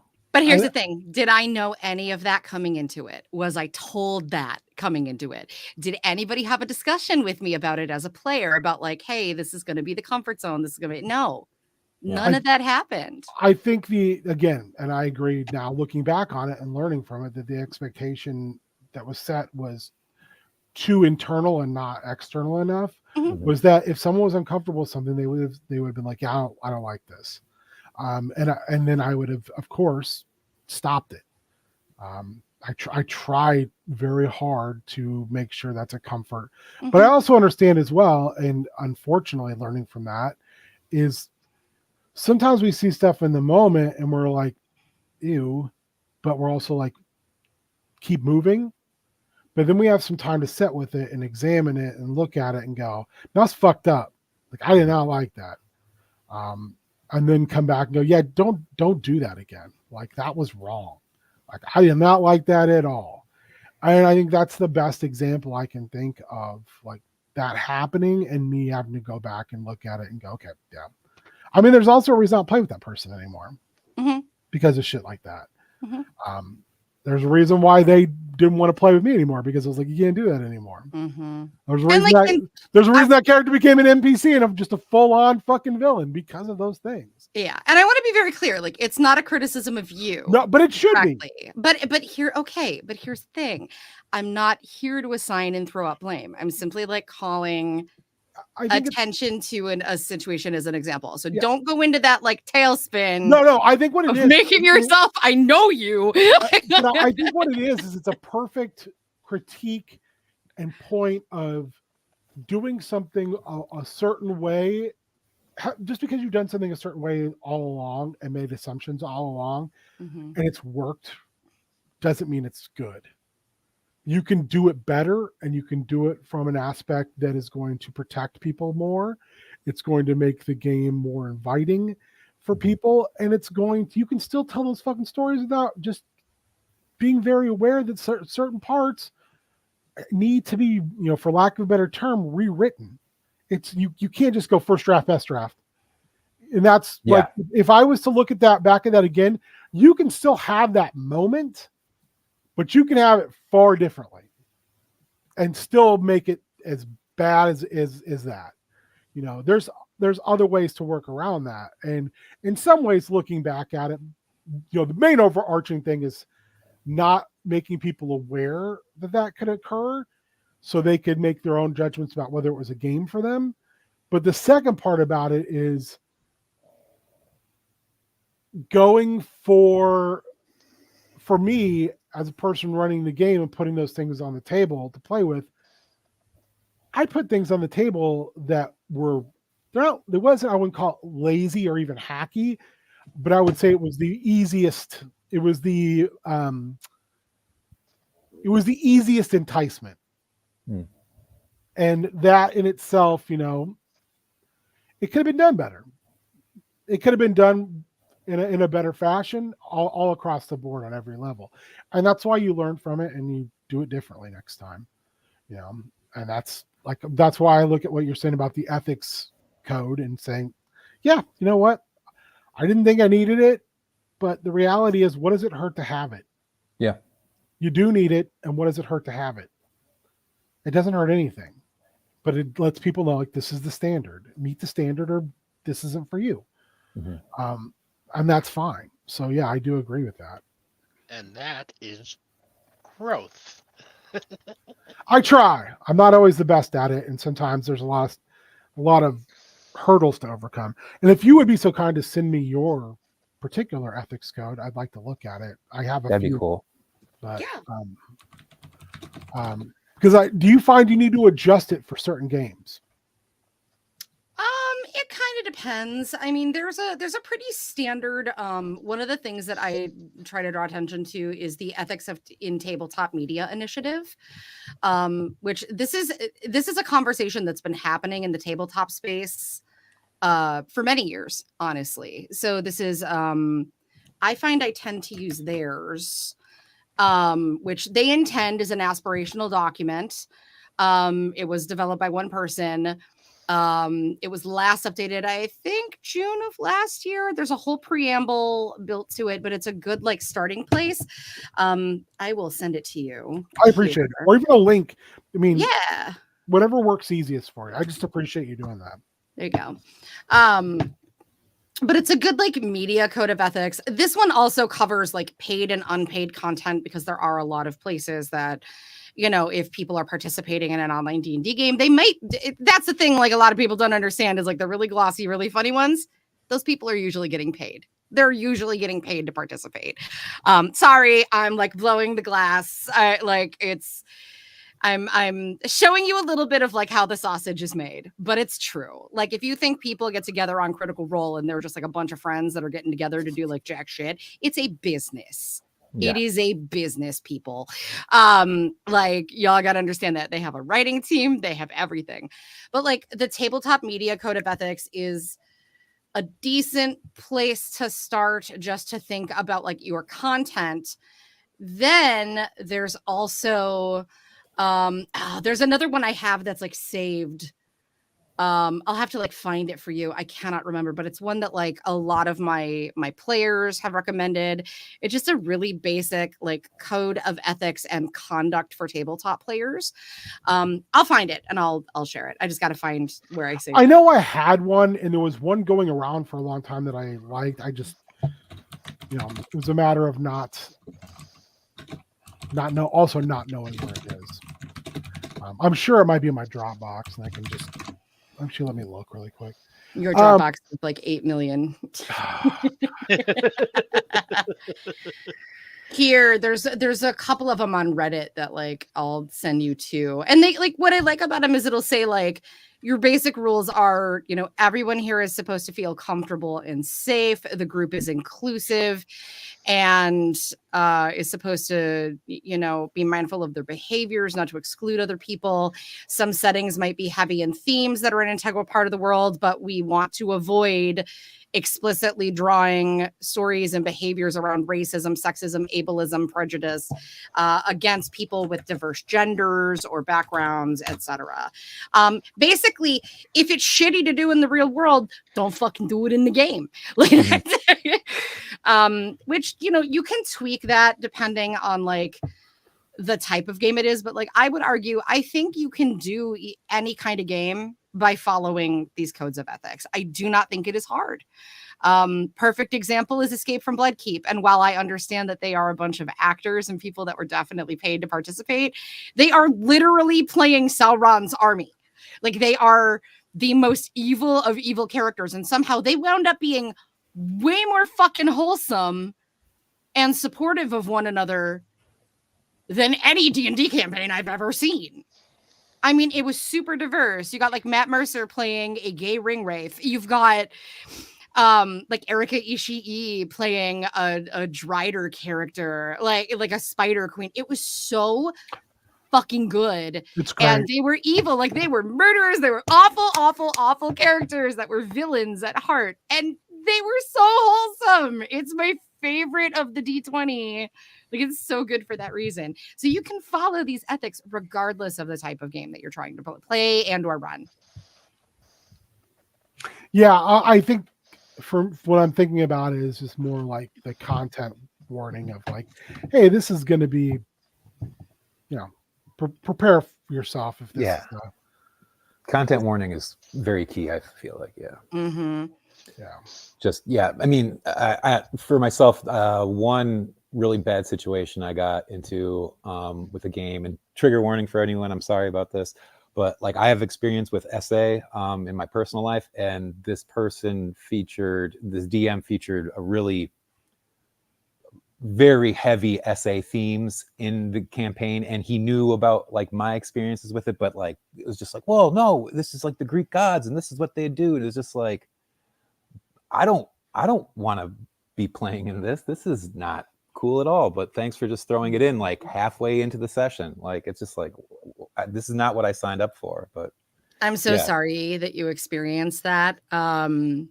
As somebody who also has a say in my background, I also have CPTSD. Like that's the thing too, is like you don't know what your players or your audience are going through.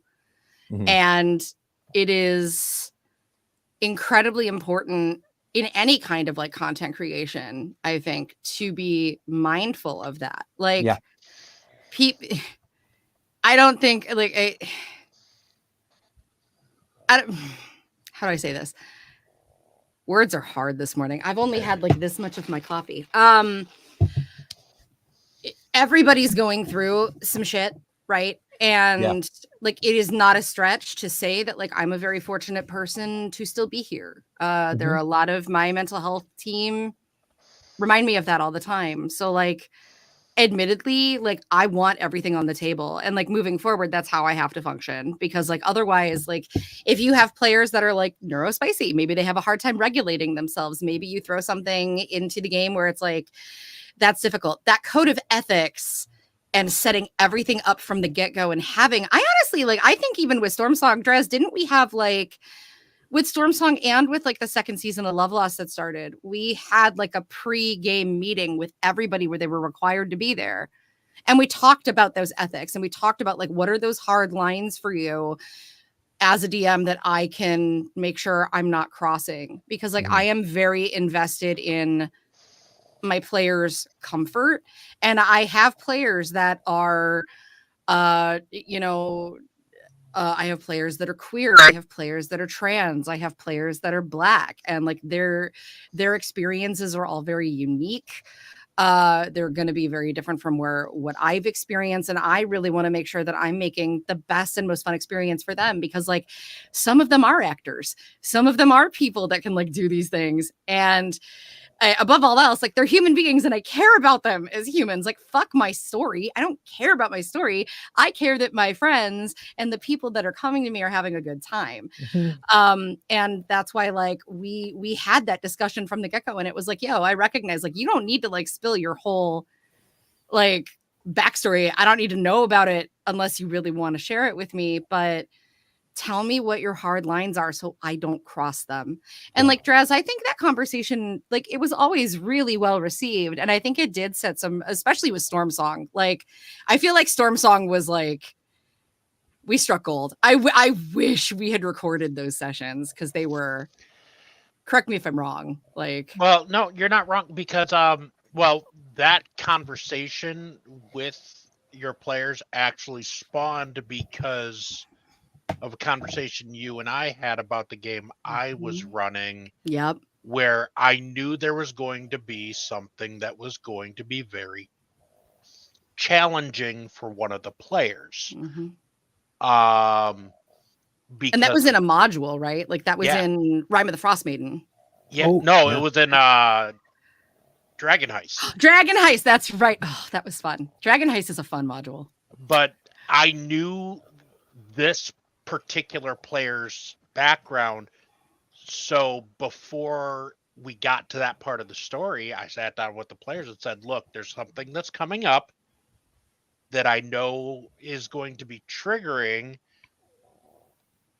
and is this something that you think that you might be able to handle, or should I write around it? And that player said, you just, I told them exactly, what was going to come up. And they were like, you know what? I thank you for telling me. I think it'll be okay. I've learned to accept that thing happened, and and it actually is going to give me, they actually found some catharsis in that session, but instead of blindsiding them, giving them that heads up so they were, mentally prepared for it helped. You also having those established rules and like that established code of ethics, it also kind of, I think, gave you a heads up as a DM when we did Frost Maiden, because like you knew there were things that I was going to like upturn, because if there is a stone that D&D has built that I can go, wow, that shit's problematic, let's call it out, I'm gonna do it, because I'm annoying as shit like that. This is just who I am as a human being. I am probably a very difficult person to tolerate sometimes, and I recognize that. But like we flipped everything around. Like, oh my god, we turned one of the bugbears into like a representative of like a whole different, like, we completely changed the 10 towns perspectives on bugbears, and one of them became like captain of the guard. We were so proud of him. We were like his biggest fans. We were like, hell yeah, go boy, we got you. Yes, isn't he smart? Look, he's invested in the same thing. Like, our players just, I mean, admittedly, boy, did I misstep with the kobolds. That one was on me. I totally my trigger finger was like, ooh, time to explode, because my character in that particular campaign doesn't think she's powerful, and she's horrifying. But yeah, we did, like, we just kind of like flipped everything upside down, and it helped Draz kind of navigate. And like, babe, I love you, but like sometimes when like presented with something that has to change from the linear in the moment, you struggle because ism. And it helped him prepare for those things. And I think, Draz, you handled it really beautifully. Like, it was super fun. You rolled with it. You were like, hell yeah, all right, fuck it. Like, everything is awesome. Like, let's do it. Let's make the bugbear that you were supposed to fight and kill an NPC, and completely shifted. And like, he traveled around the 10 towns with us. We introduced him to captains of the guard. He wound up like making friends. We used ourselves as like a means to like get him to like be invested with some of like the governors. It was really cool. Like, having those conversations in advance can help create such, it's not even just about like building like a comfortable experience. It's about building that cohesion and relationship with your players, where everybody is allowed to like create and like flip things on its end at the last minute, and like you're okay with it. But so it's like you don't have to adjust things in such a major way that like it massively deviates from like the beginning and the end of the story, although sometimes that happens too.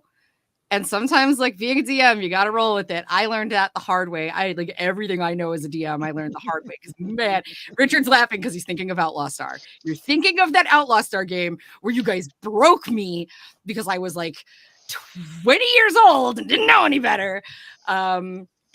And I wrote myself into a corner and couldn't figure out how to get out. So the game just said, we never finished that game. We got to the very last episode and never finished it because they blew. So had I had these established parameters, I probably would have been able to navigate things a hell of a lot better, but we grow and we learn. And that's just kind of how it goes. So I encourage the use of agreed upon codes of ethics, as well as, like, to Colin's point, like sharing the content warnings, being very forthcoming with your audience. Like, I'm streaming 3 times a week on like a separate thing, and like the month of October, it's all going to be like spooky and horror games. Like, that's my thing. And that's not my normal. I mean, I do play spooky games, but it's not like my bread and butter of my content. So like, I'm going to have warnings up and like my Discord, like and I am on Twitter, and like all these other things. And like, I want to make sure people understand, like, yeah, it's going to be a little different. Like, we'll still do a little cozy Stardew. Because I have to fuck with Lewis. I hate Lewis so much. You should play Graveyard Keeper instead during that month. Is that the really creepy one where like you're doing all the Stardew stuff, but like the weird monsters can come and fuck with you? And have you seen that one? I gotta find it. There's a game that it released last year, and Graveyard Keeper looks like Stardew. Does it? Okay. The whole thing with Graveyard Keeper is you're in purgatory. I'm writing this down. I'm literally writing this down because I need content. You're in purgatory. And some of the NPCs literally are the manifestation of the 7 deadly sins. And you are the Graveyard Keeper. Your job is to bury the dead. You die at the beginning of the game. Why am I writing it down? You literally die at the beginning of the game. And then you wake up there. And you have to handle like upgrading the church next to you and burying the bodies and embalming them. Or you could just throw them in the river. Or you could burn them, or later on, you could turn them into zombies to do all your work for you. Did you know it's Rhythm Fest on Steam right now? Oh, I did. I saw that. Is Crypto the Necrodancer on sale? Yes. I gotta pick it up. We gotta play that on stream. Have you ever played Crypto the Necrodancer? Not. Oh, it's so addictive. But I will watch you on stream play it so I can see how it goes. Yeah, so Graveyard Keeper is Stardew, except for very, very, very darkly comedic. Like the donkey that brings you the dead is a communist.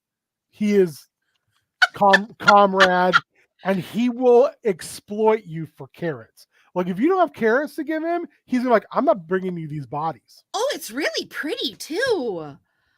Oh, it's like Stardew, but like slightly elevated graphics. It's really good. Oh, okay. I haven't played it in a while, but you should buy it. It's because I think it might be cheap or cheapish. It's like $20. It's $20. You know, sometimes be down to 10, and the expansions are great as well. They also have there's 2 expansions I see here. There's Black Skylands. It adds like Sky Pirate battles. Yes. It's a fun game. I'm downloading this immediately. Holy shit. Also, Shan, I have a Stardew mod for you for October that I think you would get a kick out of. It's the horror one, right? Yeah. If my VTuber model is not done being rigged by that time, I 100% am making a Draz. I'm going to make like a really stupid cosplay for my PNG tuber for the month of October. Yeah. Yeah. Also, your companion that like tells you everything is a floating skull. Actually floating. He's generally bouncing around. But you also like have choices, like what you can do, that really actually have significant consequences. It's like a very like black comedy version of Stardew. I am absolutely going to download that because that looks perfect. I would also recommend Killer Frequency, and it's Killer Frequency, 50% off. I have Killer Freak on my wish list right now. It's like $10 right now. That game, I've watched people play it. Like I'm trying to get someone like Doug or Colin to play it, and I can just sit in and talk while we do it, because you're a radio host in the 80s, and there's a serial killer, and you are kind of like trying to help catch this person, and people are calling in and they're getting murdered. It's wild. Wait. Oh God, why do I? Oh, this is so stupid. There's a Stardew style anime like harem dating sim. It looks so stupid, but it looks so cute.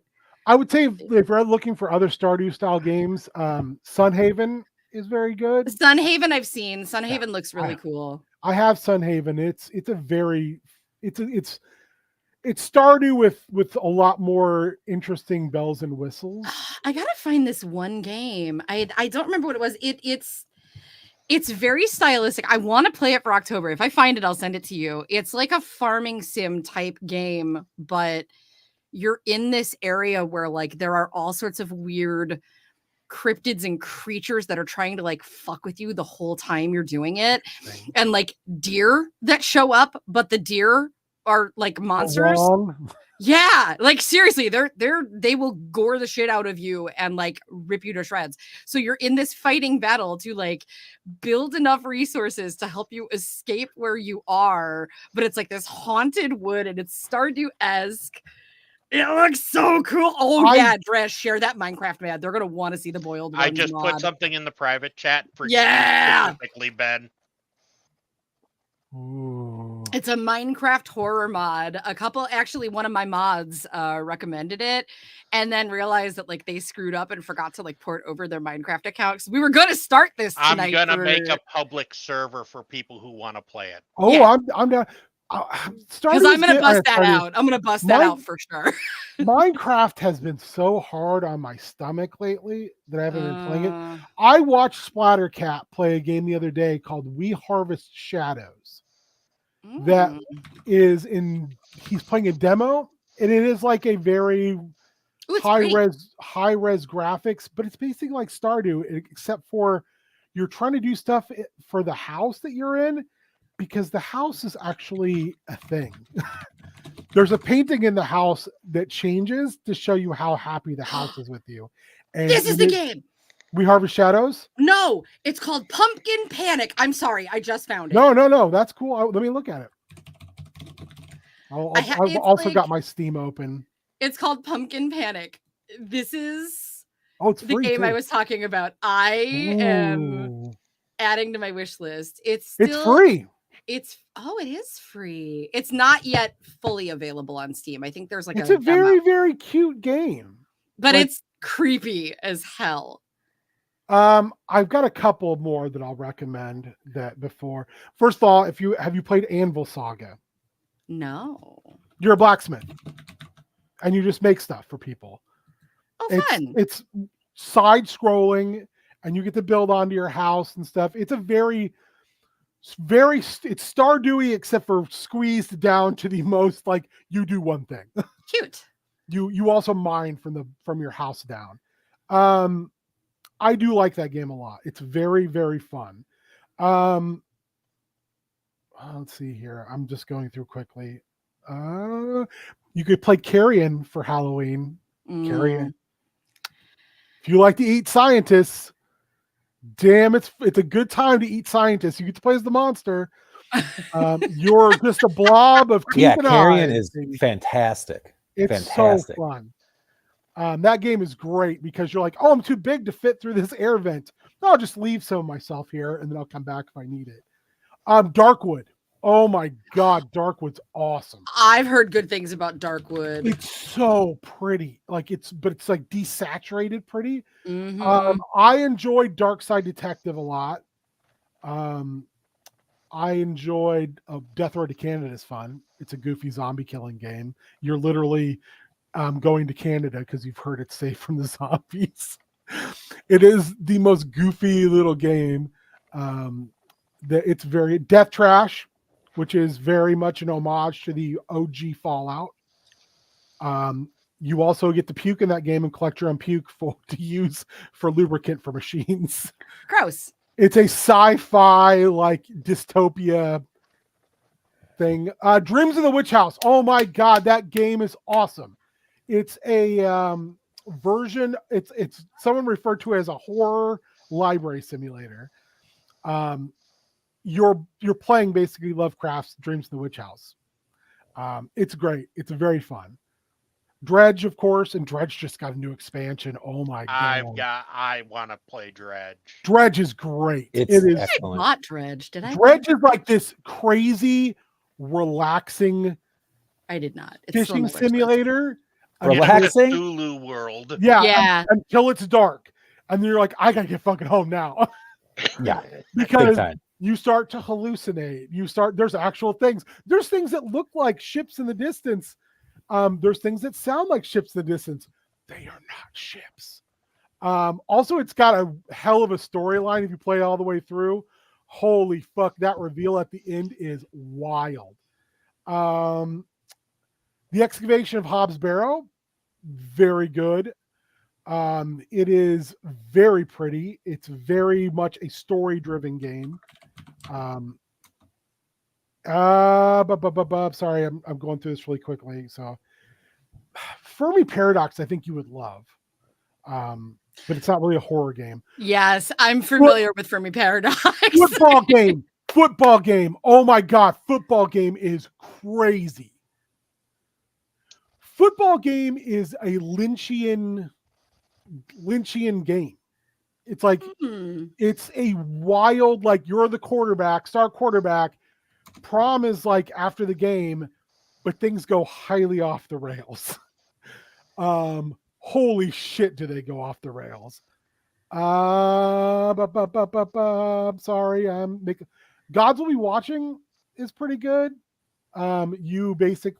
It's you and your crew have taken this bank hostage, and you have to make decisions as the cops start to get closer to breaching the door. And the decisions are not pleasant ones. Hell is Others is pretty good. Handy Harry's Haunted House Service, also good. Honey, I Joined a Cult, top tier. I'm Not a Monster's good. Going through these games as fast as I can. I just found something for October. I have to send Draz real quick. I like Lamentum, but I know it's like some people don't care for that game. It's very like Resident Evil 1. Kinseed is another game that's got a very Stardew vibe, where you can like play your ancestor or you can play your line. Like you will die and you can play your kids. It's very interesting. Lobotomy Corporation's decent. I really want to play Lord Winklebottom Investigations because you're a giraffe detective, and I just haven't got around to it yet.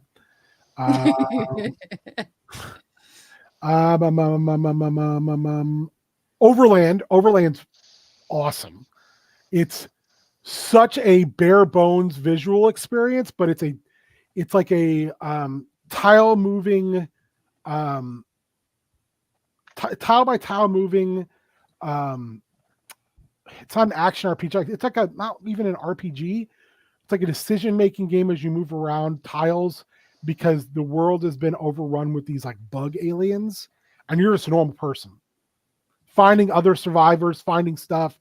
It's very like you play a screen, and then depending on how you do, you go to the next screen. Very, very like streamlined, but very fun. It's a very challenging game because you have to try to figure out how to manipulate the monsters into moving to squares you want them to, because sometimes you run out of bullets and there's no bullets on the board. Sometimes your axe breaks. Sometimes that monster, you have no business fighting it at all. You need to find a way to get around it, which means you got to get out of your car, trick it to getting out of the way, get back in your car, and then drive away. Which, Jesus Christ, that is not easy. Zomboid, of course. Ravenous Devils is good. It is very much just a Sweeney Todd simulator. It's very good. I got it for free when it first came out, and it's very fun. Scarlet Hollow, also much like Hobbs Barrow, is very, very much a story-driven game that's got some really spookiness going on in it.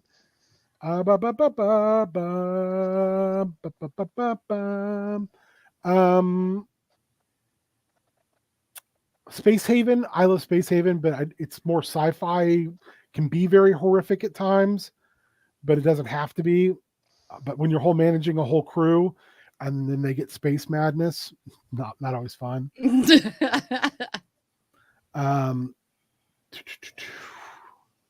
Strange Brigade is a game I bought. It's a 4-player like co-op action RPG. It's kind of like Indiana Jones-ish, but there's a bunch of mummies in it, and I'm like, I love mummies. Sunless Sea. London is now completely underground, and it's a sea with no light, and you're just it's kind of like a RPG version of Dredge, excuse me. It's very pretty too, and it's just you're just driving your boat around and making decisions. Like, this zombie wants you to take them to the necropolis. They'll pay you, a bag of grapes. Will you? And one of your crew members is obsessed with grapes. Will you take them? That type of game. I swear we're getting towards the end. Don't mind me. I'm just going through these games.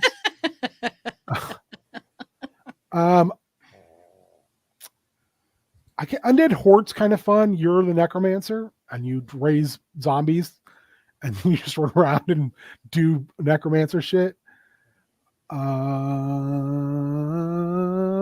am I not seeing the game I thought I was going to see? West of Dead's kind of fun. You're an undead cowboy. I believe Ron Perlman did some of the voice acting for that. There it is. Fun. World of Horror. It's a Junji Ito style decision-making game. Black and white. You take cases because you're a kid. It's a very anime, manga anime style kind of game, and you make decisions. And your survival rate is very low. I will tell you that. You die a lot in that game, and then your case book goes to another person, and you pick up and play. You just keep going. But it is very much a Junji Ito, like in its art style, in its storytelling, like across the board. It is like, that's where it's coming from. So yeah, I just listed off a bunch of spooky games that would be pretty engaging, I think. And most of them are not multiplayer, so you can amazing. No, thank you.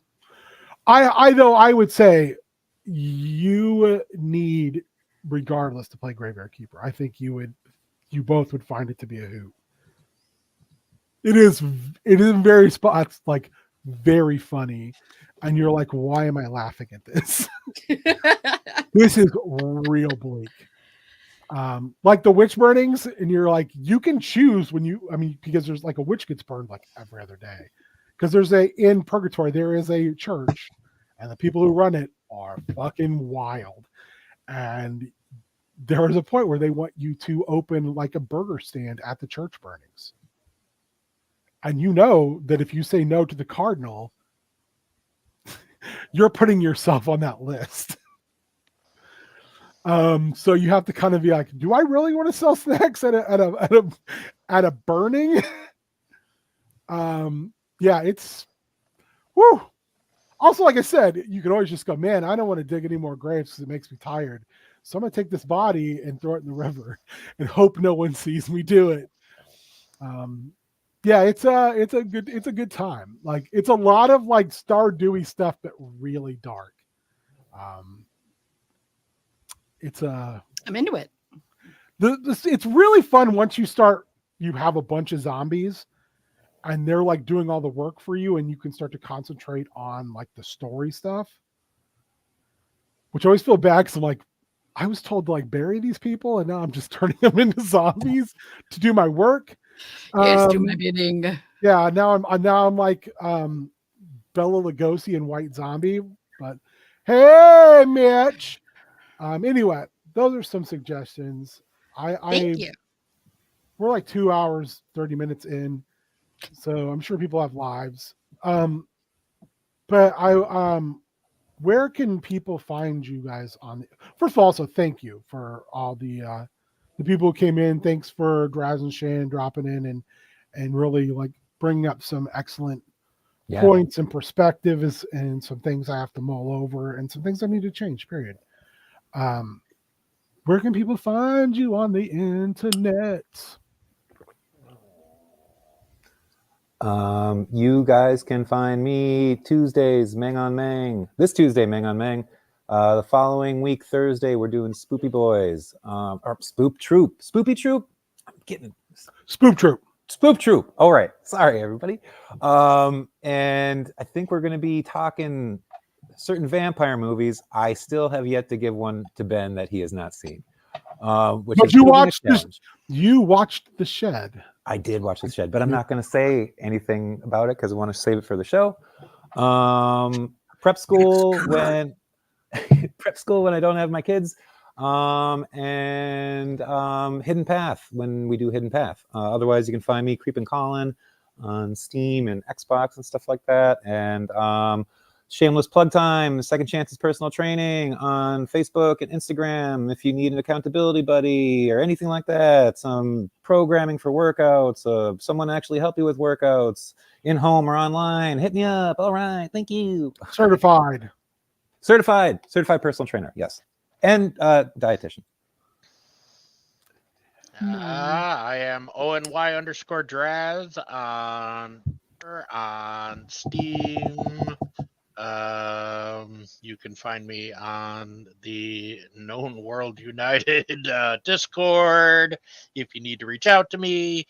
I am slowly working my way and prepping myself to get back into streaming. It is going to happen. There's going to be gaming streams. There's going to be DJing streams. What? Yep. Nice.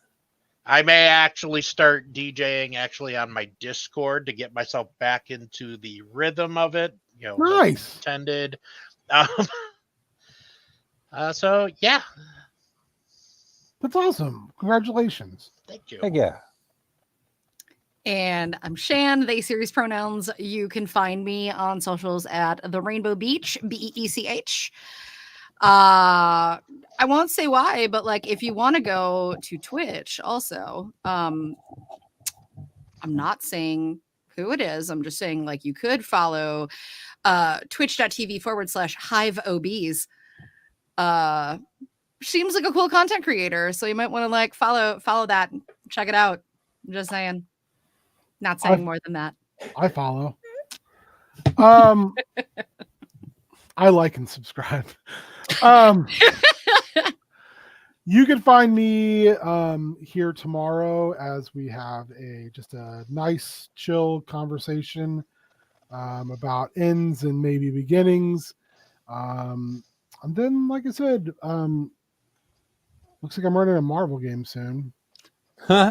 Don't sound so excited. I am excited. I'm intrigued to know who's going to play, and then what character we can agree on. Are we playing established characters? You're going to play an established identity. Oh my word! But like I said earlier, you're not from the 616, so that just means you have one thing in. Here's how I'm doing it. You all have one event in common. And then you all have one divergence event. So, but much like if anyone's read like any of the Spider-Verse stuff is a good example, or if any of you have read the Justice League Incarnate stuff, where there's like a multiversal Justice League team, Oh, and they're you great. have the African American Superman who was president on his world. You have Captain Carrot's on that team. I fucking love Captain Carrot, especially in that context, because like things happen to him where they're like, "You should be dead." He's like, "Cartoon logic." He literally says that a couple times. Like Darkseid destroys him at one point, and then he's back, and they're like, "How are you alive?" He's like, "Cartoon logic." It's great. It's a very like the Aquaman on that team is Aqua Woman from a world where all the genders are swapped. So it's like there's characters that were from like the DC Marvel analog world. It's just this massive team. There's one from the multiverse where it's the Image analog world. So instead of Savage Dragon, it's Dino Man. He has like a Stegosaurus thing coming off his head, and he's a cop on his world. And he basically is the man in the chair for that team. It's a good time. It's a very like characters who are familiar but you don't know. Or Jason Aaron's Avengers Forever thing that just wrapped up, where it's Avengers from across the multiverse, and you find out, spoilers, that Avenger Prime is Loki. Because in every multiverse, Loki's the person who causes the Avengers to come together. So the multiverse that Loki's from is the one where he won. And then realized by winning, he fucked everything up. He killed the Avengers. He won. And then realized without the Avengers, his multiverse was fucked. So then he became Avenger Prime, which to me is a very interesting like twist on things. Also, that book gave us the multiversal Masters of Evil, which are awesome. Doom Above All, a Dr. Doom who went through the Unthinkable arc, which if you haven't read is crazy, where Doom needs a magical armor. He's giving up on science because he realized the only way to beat Reed Richards is a thing he can't do, which is magic. So to get that magical armor, he has to make it out of the only thing he's ever loved, which is his childhood sweetheart. He skins her and turns her into his armor. But the armor only has so much energy in it. So the Doom Above All realizes once his armor runs out of energy and he's won, what's the one thing that Doom loves above all other things? Any guesses? I will say it's not his mother. But I was just gonna go over. I was like his mom, right? But the thing Doom loves above all other things is Doom. So he goes from different multiverses and either enslaves or destroys and absorbs Dooms. Which is, there's a universe where one of the Dooms that he enslaves is a Fin Fang Foom version of Dr. Doom. Oh wow. Doom Above All, there is one of the others is gosh, I can't think of Killmonger inside the Destroyer armor. Phoenix and has like the Phoenix, but has their own hounds, and one of them is Wolverine. Green Goblin and Ghost Rider mashed together. Ooh. So the pumpkin bombs aren't pumpkin bombs, they're actually the heads of other Ghost Riders. Dr. Doom, or excuse me, Red Skull and Venom, the Black Skull. Ooh. Which is terrifying. And there's one more I'm forgetting, but that's a multiversal master. Kit Thanos. Thanos is a 10-year-old. But yeah, the multiversal masters of evil are fucking scary. So they just go from universe to universe, like killing everybody, killing all the heroes, and killing their own versions of themselves. So yeah, it's a hell of a story. And the first person we meet that they recruit is Tony Stark from a world where the Black Skull won, and he's Ant-Man. He's not Iron Man, and he's a drunk. He's an he's an archaeologist. He's a stealing Indiana Jones of shit that is left behind. I mean, Indiana Jones is a thief. It's the same thing. It belongs in a museum. Yeah. It's like, no, it doesn't, Indy.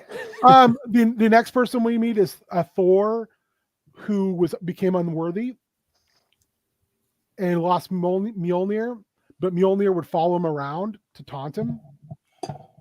So he goes to Kunlun to become a monk because he's just become a drunkard.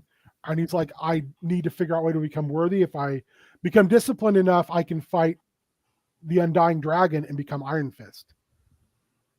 So Kunlun is the only, or the Thunder is the only person alive in Kunlun. Everybody else is dead.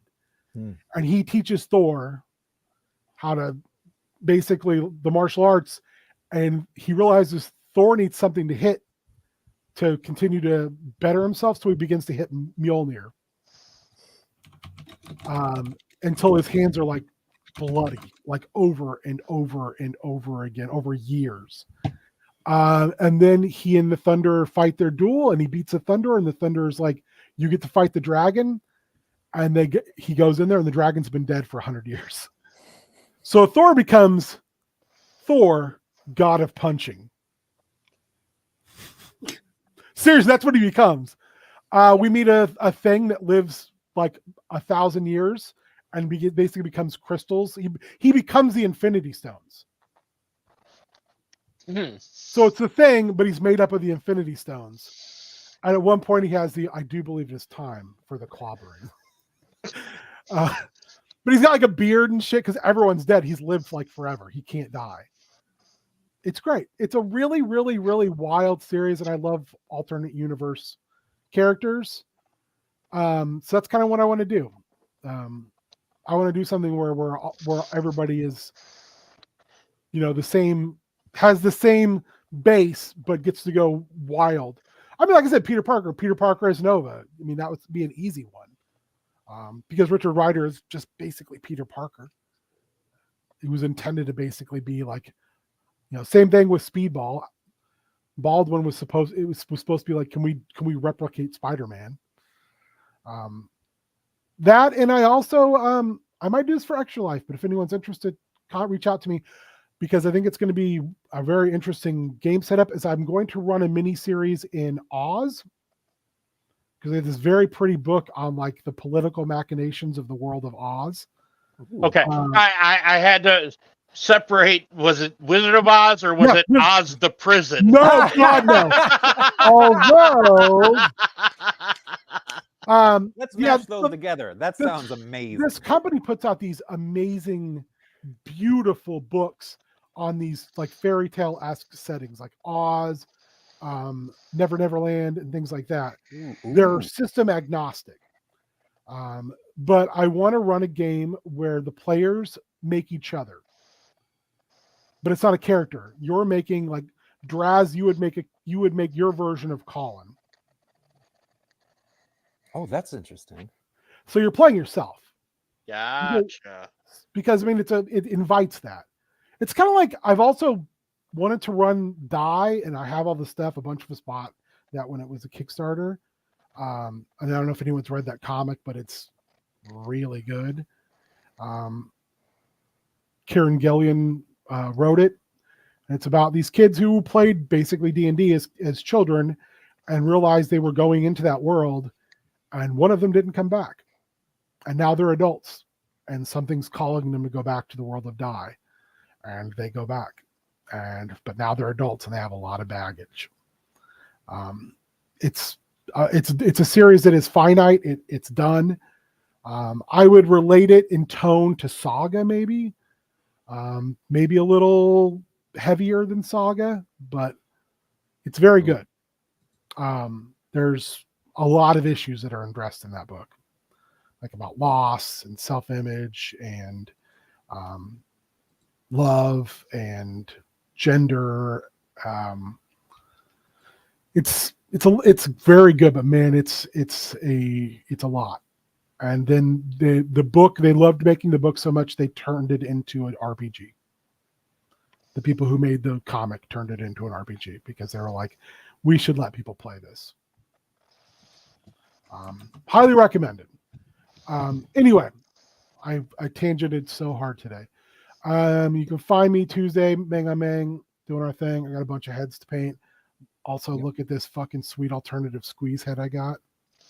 Ooh. Oh, maybe I'll join you guys on Tuesday. Yeah, please do. I have a paper craft Millennium Falcon I need to finish. Ooh. Heck yeah, dude. Also, I got this sweet alternative Webster head or Web Store, however you want to say it. That looks like a mix match between Web Store and Hordak. That is sweet. We thought of you yesterday. We were at I was just about to say that. Boutique Target. Go ahead, Raz. So yeah, we were at Target and we saw they had a dual pack. It was a Skeletor Stranger Things. and Demogorgon at Target. If I would have known that, I would have PayPal'd you fucking money. Because You want it? We'll go get it for you. Yeah, I do want those. I don't have them. There's two of them. There's one with He-Man and Vecna.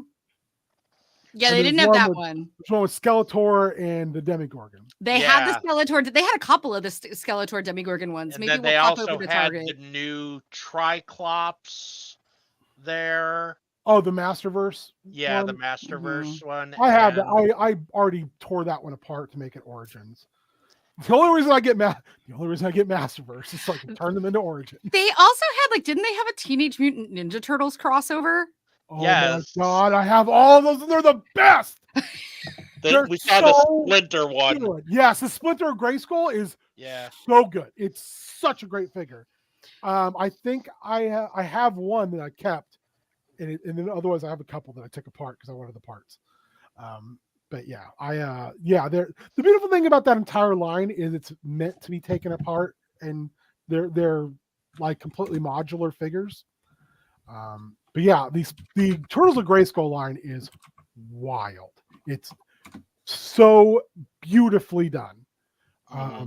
It's not done. They're still putting them out. Like the next wave has Hordak and it has April O'Neil and it has new versions of the Turtles because they put out Turtles and He-Man in every fucking law, every wave. Ninjor as a Dragon Man. I just want Man at Arms Casey Jones. So they already did that. Man at Arms has turtle armor and looks kind of like a samurai, and it's maybe the best Man at Arms figure they put out so far, excluding the cartoon collection one in that line. And then Casey Jones, I don't remember who he's matched with. They put those two figures out, but Casey Jones is also, the figure's great. The best one so far, in my opinion, though, the whole line is good Shredder. Shredder looks incredible.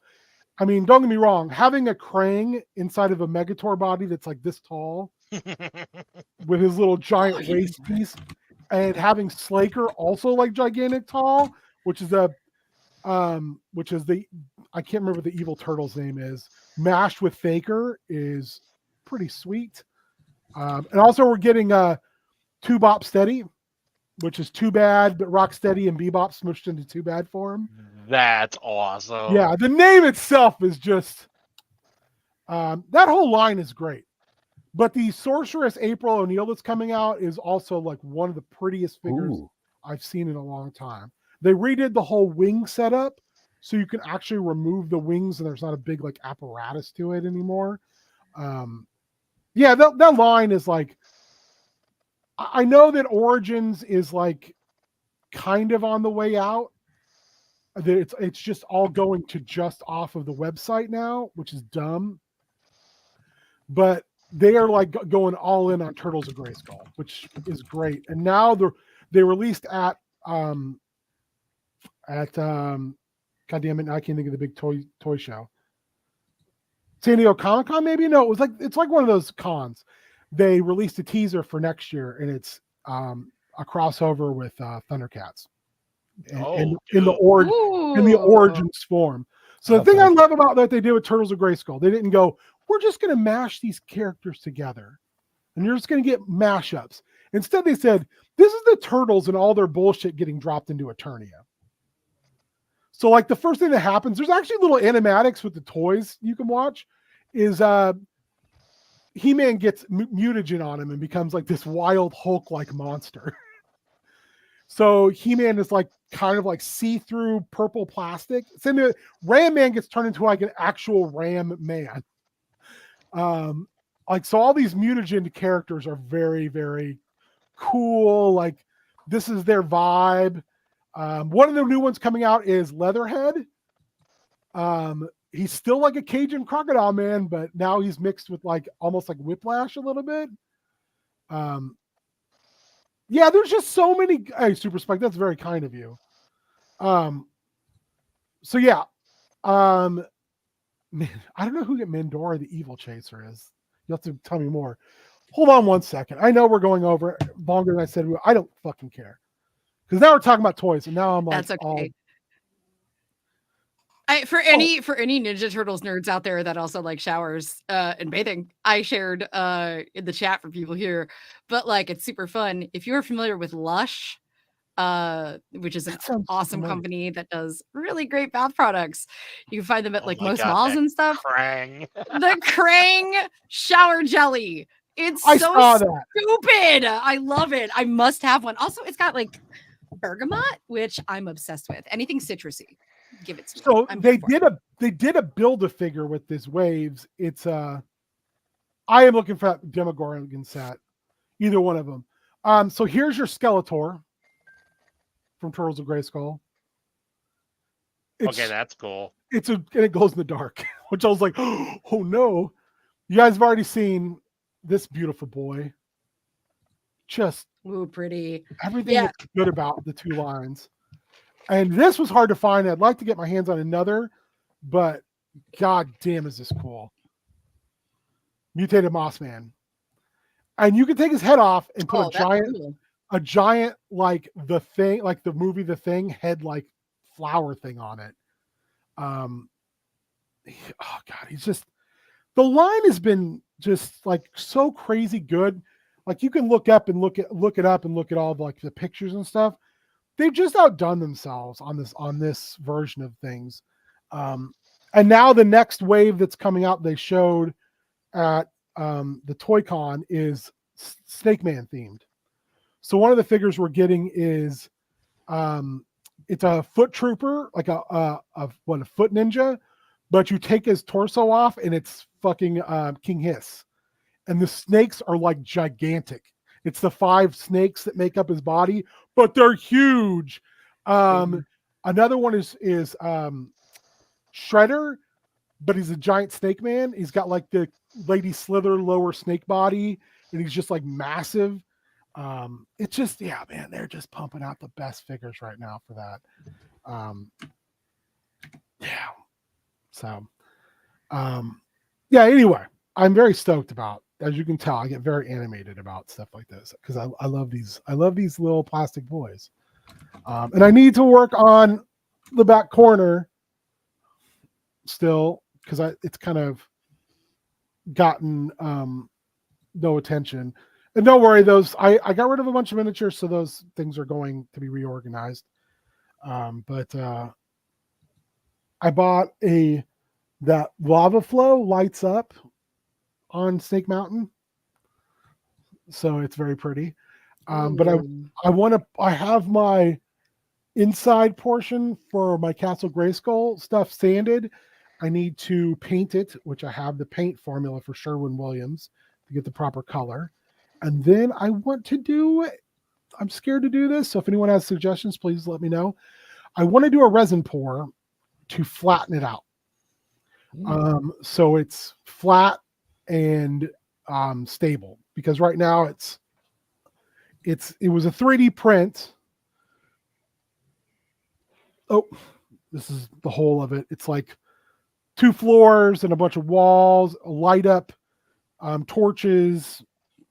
So, but like, and I sanded it down, which was, luckily it wasn't resin, so it's just PLA. But like, you can see how bumpy it is. I figure if I do resin pour over the top, it'll flatten it out.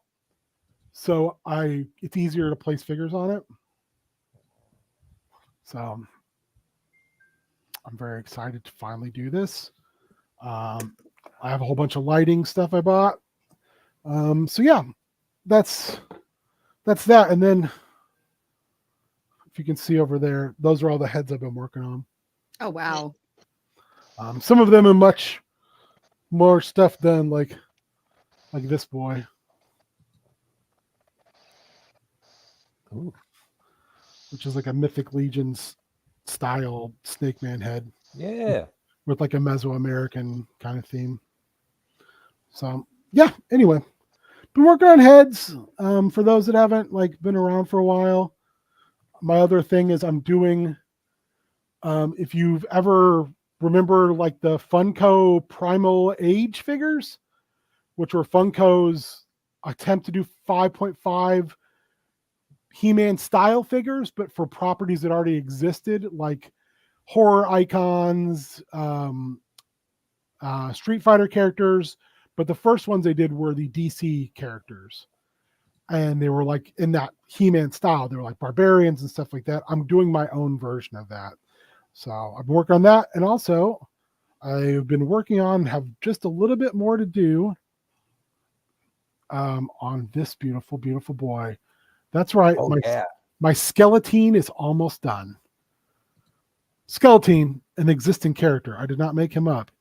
He's the son of Evil Lyn and Skeletor. And his name is actually Skeleton. Yeah, I was just like, he had to have made that up. And then you're like, no. No, Skeleton's a real dude. He's a real evil dude. And I love him very much. I think he's got the wildest aesthetic. Although I'm not doing like the fuchsia skin, because that just seems like a fucking hassle. I still have not figured out how to get the bodies to get the best paint job I can on the bodies yet. So, Matt, he's bad to the bone, Mitch. I don't know. I think that Savage Primal Age, or what have they called it, Savage World or something like that, they did. Duh. He appeared in the Matty Collectors comics when it used to be Motu Classics. So Matt graciously gave me some of those when he was paring down his stuff. Anyway, 30 minutes later, I am a Motu dummy who I love Master of the Universe stuff. And yeah, anyway, you guys indulge me. I appreciate it. Anyone who looks for figures for me, I appreciate that. If you want to pick them up, reach out, let me know, and then I will be more than happy to PayPal you some monies for that, Lebowski. So yeah, anyway, thank you guys for hanging out. Thank you for bearing with me as I try to figure out what is going to happen next. Thank you, Krang, for being a shower jelly. It's so gross. I just love he still has the face where he's like, eh. Uh-huh. And we'll see you tomorrow night for what hopefully will be like funeral for a friend type of thing. Like, hey, this is a see you later, not goodbye. And then I need to figure out what comes next. And who wants I'll run some Tales from the Loop. If you want, yeah, I'd be down for that. Yeah, I'd be down. I'm one of those people who's very shy about putting myself out there. So, but yeah, I'd love to. Like I said, I got ideas for We Deal in Lead, both based very firmly off Stephen King, Yes. especially because I would love to do something with the True Knot for those of you who have read or watched Dr. Sleep, the sequel to The Shining, because the True Knot is Rose the Hat is one of the scariest fucking characters of all time. Frightening. Wow. Frightening. And the movie's good, but man, that book. It's good. Yeah, book's even better, but they Mike Flanagan did a solid job. Ewan McGregor as a grown-up Danny Torrance is something else. Just if you have not seen that movie, I'd say read the book first. Read the book first, because the movie does a perfect job of gelling King's story and Kubrick's movie into something where everybody could walk away happy. Yeah. Which is, I think, is a minor miracle. Yeah. And again, man, Ian McGregor playing grown-up Danny Torrance and someone who had to deal with all the shit they dealt with as a child. Being in a hotel that was trying to eat you while your dad went crazy and tried to murder you with a fucking axe. Mhm. Growing up with that. Oh, also you've got a special power, but you don't want to use it again because ghosts are trying to eat you. Mhm. Growing up and at the beginning being a total fucking wreck of a human. And then that whole beginning scene with the woman in her apartment is one of the hardest things you'll ever have to watch. It's rough. not fun, but it's a worthwhile story for sure. Yeah, seeing his like turnaround, like him getting his life together over the first like 30 minutes of that movie is very cathartic. And then we get to meet Abra and everything's off and running after that. I don't know who that little actress is. I don't remember what. Phenomenal. She owns that movie. All the lady actors in that are just boom, like so good. So good. Between her and the actress who plays Rose the Hat, every scene they're in is, man, it's fucking electric. Yeah. And Abra is the scariest little girl you'll ever meet. When she decides to be scary, whew. Yeah. Whew. When she starts pushing back, it's so good. Yeah. So anyway, I'll figure it out.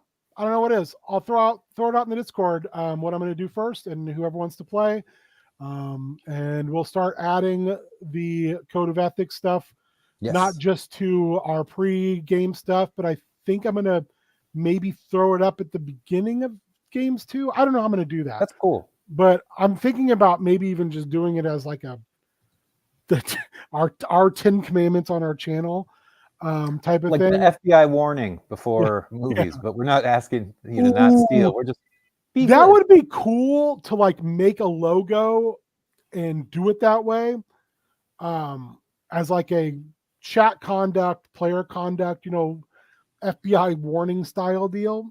Yeah. But yeah, I don't know. That would be very eye catching. Yeah. We'll see. We'll see what happens. It's just idea stages. Anyway, I'm gonna stop talking now. Go have a good rest of your Sunday. Bomb us to all, and to all a good night. Hey, me.